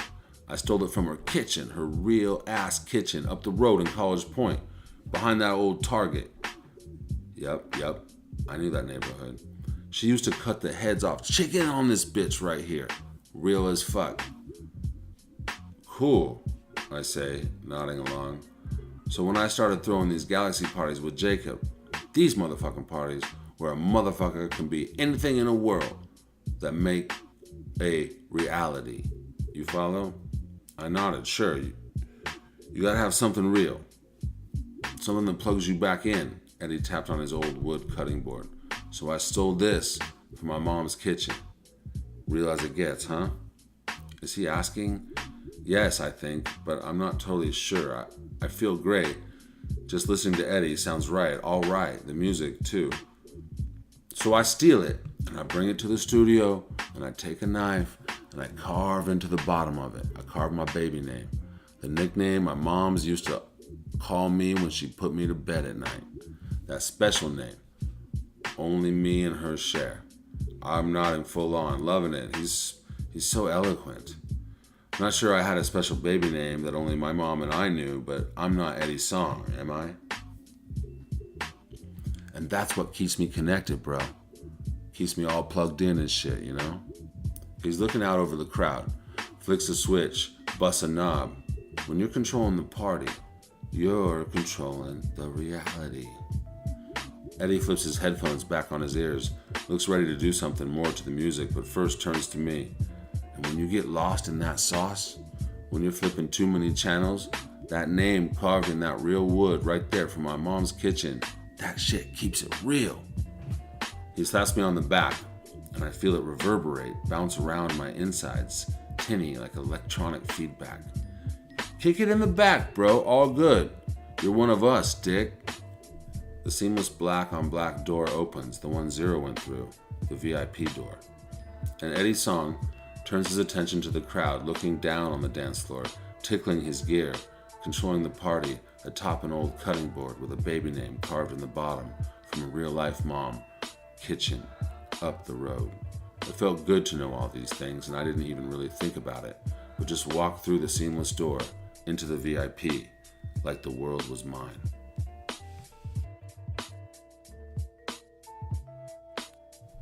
"27. Where is Zero?" This is all I can think as I enter the VIP. It's a small room, built-in couches, turquoise blue and orange, circular and small bar in the corner with a small bartender, and then around the rim, lounging like crocs on rocks, sat a ring of influentials, old and unconcerned about showing their power because they had it. "Good morning, Worm, Your Honor." They were like the judges in the wall. They were holding court. Sitting in the middle of the judges, a gregarious and loquacious Jacob Zigga has his silver curls bouncing, neon tight so tight, arms flailing as he disseminates an opinion from on high. Perhaps this was his 90s? Either way, I was looking for an exit I could not find, but not to exit. To discover, for the life of me, the life of everyone perhaps, or so it would seem by the way people are carrying on these days. Or at the very least, the reason I am here. Where the fuck is Zero? "It's like wigs on words," Jacob shouts out to the old judges. "Like little words wearing wigs and acting for you. Thee and thou and thee and thou. Shakespeare wasn't creating a reality. He dressed up his words, put his ideas on stage and gave them little wigs and had them prance around." Jacob made little T-Rex hands and did a little prance dance with them. The judges seemed not to notice, really. They were looking, but not with interest. It was almost as if Jacob were doing it for me. I tried not to blush. "Pictures aren't things, they're just words. Visible ideas, Chinese characters. We're so fascinated with pictures when they only limit what is possible. Pictures make ideas smaller. Screens shrink every idea." Jacob is hitting his notes. I'm just going to nod along with this. I mean, I think he's right. It all feels really good, and dude is on a roll, you know, hanging out with his old advertising cronies. You have to let a man talk to his people with confidence, right? "Film is like an emoji that hides what's possible from you. There is no possibility on a screen, only dead ghosts of ideas. Reality is what's possible. It's the only thing. We make realities, not pictures of it. That's the future, my distinguished comrades." He ended almost quietly, settling back into himself, taking his seat amongst the ring of elders who grumbled now, like the bankers at the end of Mary Poppins. But mainly, they were signs of general agreement. "Let me ask, dear boy," a rather aged judge sort of kick-started his voice to life, "what is the margin on reality creation?" He put the question to Jacob. A hoarse, rumbling twitter rose up from the circle of elders, the judges having themselves a type of laugh, maybe the only type that was still healthy for them to undertake. And I felt my own smile begin to curl up at the corners, still rushed with energy and warmth, still scanning the room looking for another seamless door, another place that Zero could have disappeared to. Didn't seem possible. And then, bang, bang, bang, and then another bang. Gunshots, 4 gunshots, coming from the DJ booth. They were muffled slightly by the wall, but even the old men knew what the fuck this was. This is reality creation right there.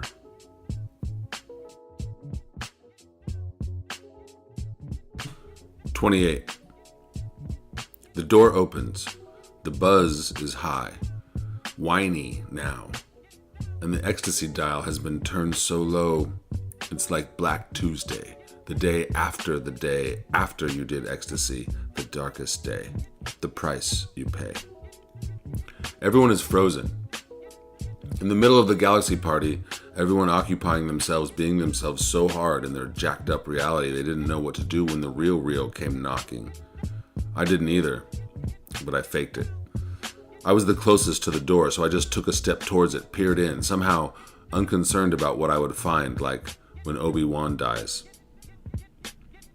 Eddie's song was lying on the ground, headphones askew, hat pushed back and blood coming from his guts, and oh shit.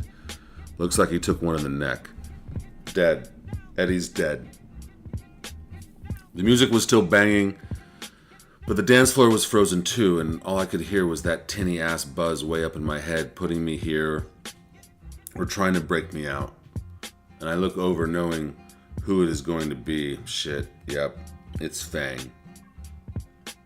He's holding a gun, an old like 38 or something, and I'm making that up because I know nothing about guns, but it is literally smoking. I'm not at all scared. I step inside the DJ booth. Time is stopped, like the girl, the gold watch, and everything.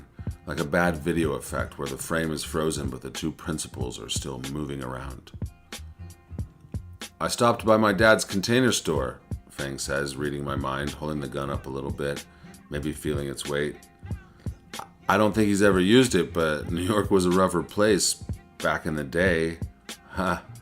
Fang chuckles, shrugs his shoulders a bit. Everything moves very slow, suspended, this strange space we're in. I can't tell if this is the party, the simulation, or did we break it? It doesn't matter. "Fang, my brother, are you telling me the DJ did it?" I ask him, trying to make a joke, but wanting to make conversation in our time bubble. "Eddie made the sex tape. I know. I know about it." "No, Dick." Fang looks at me. There was no buzz all of a sudden, nothing distorted or tinny about his speech. "Eddie didn't make the sex tape. He made Zero." Dun, dun, dun. Fuck, shit, what? I don't even know what this means. Fang just keeps talking like a hummingbird's beating wings of a confession in this small sliver of space-time we seem to have. "Zero doesn't exist, Dick. She never has." "Dude, what are you talking about? How do you know all this? I'm just barely slipping words out of my mouth at this point, maybe mumbling, not sure I'm even really speaking actually." "It's Chinatown, Dick," Fang Ho says to me, and I see just the slightest, coolest, realest smile I've ever seen start creep around his mouth when all of a sudden the buzz comes back hot and full of static, and time is kicked back in, and people have become unglued. A bunch of them smashing into the DJ booth, knocking over all Eddie's gear, wresting the gun from Fang's hand, and he's dragged out of the booth in a violent swoosh of action. I'm alone. Well, I'm standing next to the dead body of the DJ, and I find myself in that crevice of time again, that nestled cocoon where the world takes on different meanings, gives you glimpses of itself. And having been bum-rushed back into the corner, I see where the gear has fallen, the boards, the knobs, the switches. Now on their side, like a kicking cockroach on its back looking to get its worldview flipped around. And next to the technology, the old wooden cutting board, that base of reality that Eddie kept with him during the galaxy parties, kept him grounded like the spinning top in Inception. It has also been knocked over on its side. And I see the name now. I see the whole fucking thing. How it all came together, all of it. And it just snapped my ass right into place with a big jolt of electricity. It was his baby name. The one his mom called him. Their secret name. The one he carved into that wood, making it real, plugging him into something every time he created a new galaxy. I saw it there in the wood, hand-carved. A little uneven, but strong and defined. Real as fuck. I mean, come on. You know what it is, right? Yeah, that's right. Coogee.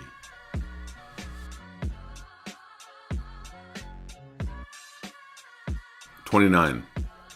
There are people in hazmat suits lying on the asphalt, still squirming all over the car lot. A preacher, visibly shaken, leans against the side of a shed. He is flipping through his Bible, searching for answers, which is a nice touch. I am lying on the ground too, next to my girlfriend and Light and Bud, who has a bandage around his head, wounded, lying in Light's big black arms. We are all staring at the car, the one that was on the road in the beginning. It's completely green now, glowing, pulsing an unnatural green, not just from the trunk, but the entire car is bathed in this green energy. And then I see Miller. He's walking across the car lot, ignoring the squirmy hazmat suit people. He walks right through them and he goes straight to the glowing green car and gets into the driver's seat. His eyes light up and he puts his hands on the wheel. He turns his head and looks me right in the eye. He raises a finger and then curls it back towards himself, repeating the motion, beckoning me to come. "But you don't know how to drive," I say to him. He just continues to beckon. I have options. But the green glowing car and Miller seem like the right move. I take it. I start to lift myself up off the asphalt. My girlfriend's hand falls off my shoulder. She's not happy. "No, don't go," she says, but it's already receding, sounding like her voice is down a long tunnel. I can hear, but it doesn't affect me anymore. "What about our relationship?" she asks, sounding so far away it maybe doesn't deserve an answer, but I give her one anyway as I pick myself up off the ground. "Fuck that," I tell her, not even looking back. I hear Light give a big black humph of agreement. "You shithead," she says. "I'm glad I tortured you. I'm the one that's supposed to be in that car." She has more to say, but it's behind me. I'm moving now, walking towards the glowing green car, and I can hear the plugs. Reel 10, as I step into the passenger side and close the door. The eerie twangs of the guitar.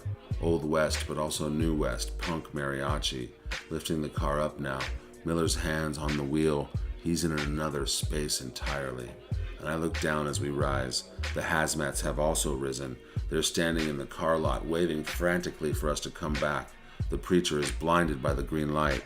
Bud and Light, still holding on to his wounded amigo, both give me a thumbs up as we shoot out into the night sky over downtown LA, zooming between the skyscrapers, and then up and out into the stars, headed for another galaxy. I tap out. 30. So they wanted a giant Mountain Dew logo to appear like the moon over the skyline of LA, but I was like, no fucking way, man. Dick, the freelancer, will kill me. So I took it out, the editor said. My man, I said as we slapped hands. You got the giant green car, just like everything else in this experience, powered by Dew.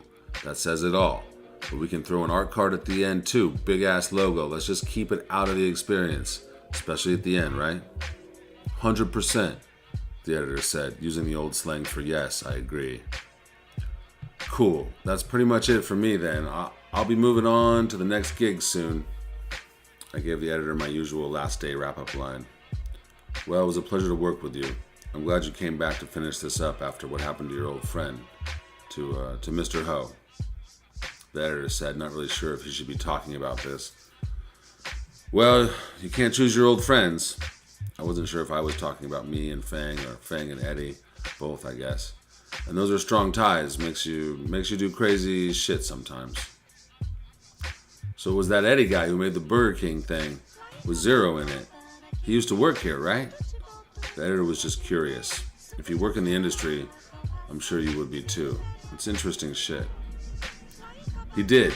And he and Fang were old friends, and Eddie decided to fuck with him and his wife and his business, and Fang didn't like it. So he's gonna do the time, huh? Yeah, pretty sure. He's got the cleanest record of any New Yorker ever, so he might not die in there. Crime of passion and so forth, I said.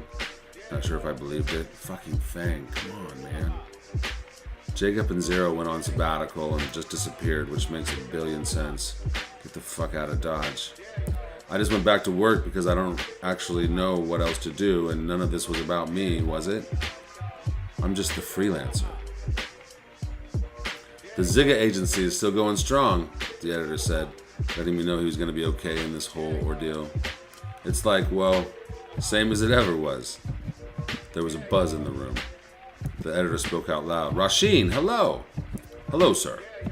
It was a different executive assistant speaking in the air. Rasheen, I guess. Not Kuji. And they sounded completely different. Still, I got the chills when it first came on, scared with anticipation. There is a message for the freelancer, Rasheen continued. Dick, looks like this one is for you, the editor said. I'll take it, thank you, Rasheen, I mumbled, sitting on the couch in the editing suite, having a forward deja vu this time. I opened it and was taken by surprise when Sophia Rule was staring at me. She must have recorded this in a hurry. It was dark, unnaturally dark, but I could see her and her eyes gleaming like they were trying to reach me to break through something. The message was very simple and short, and it changed everything in an instant, and I never thought about what to do. I was just going to do it. Dick, Sophia said, I need your help. So, that's easy. I'm going west.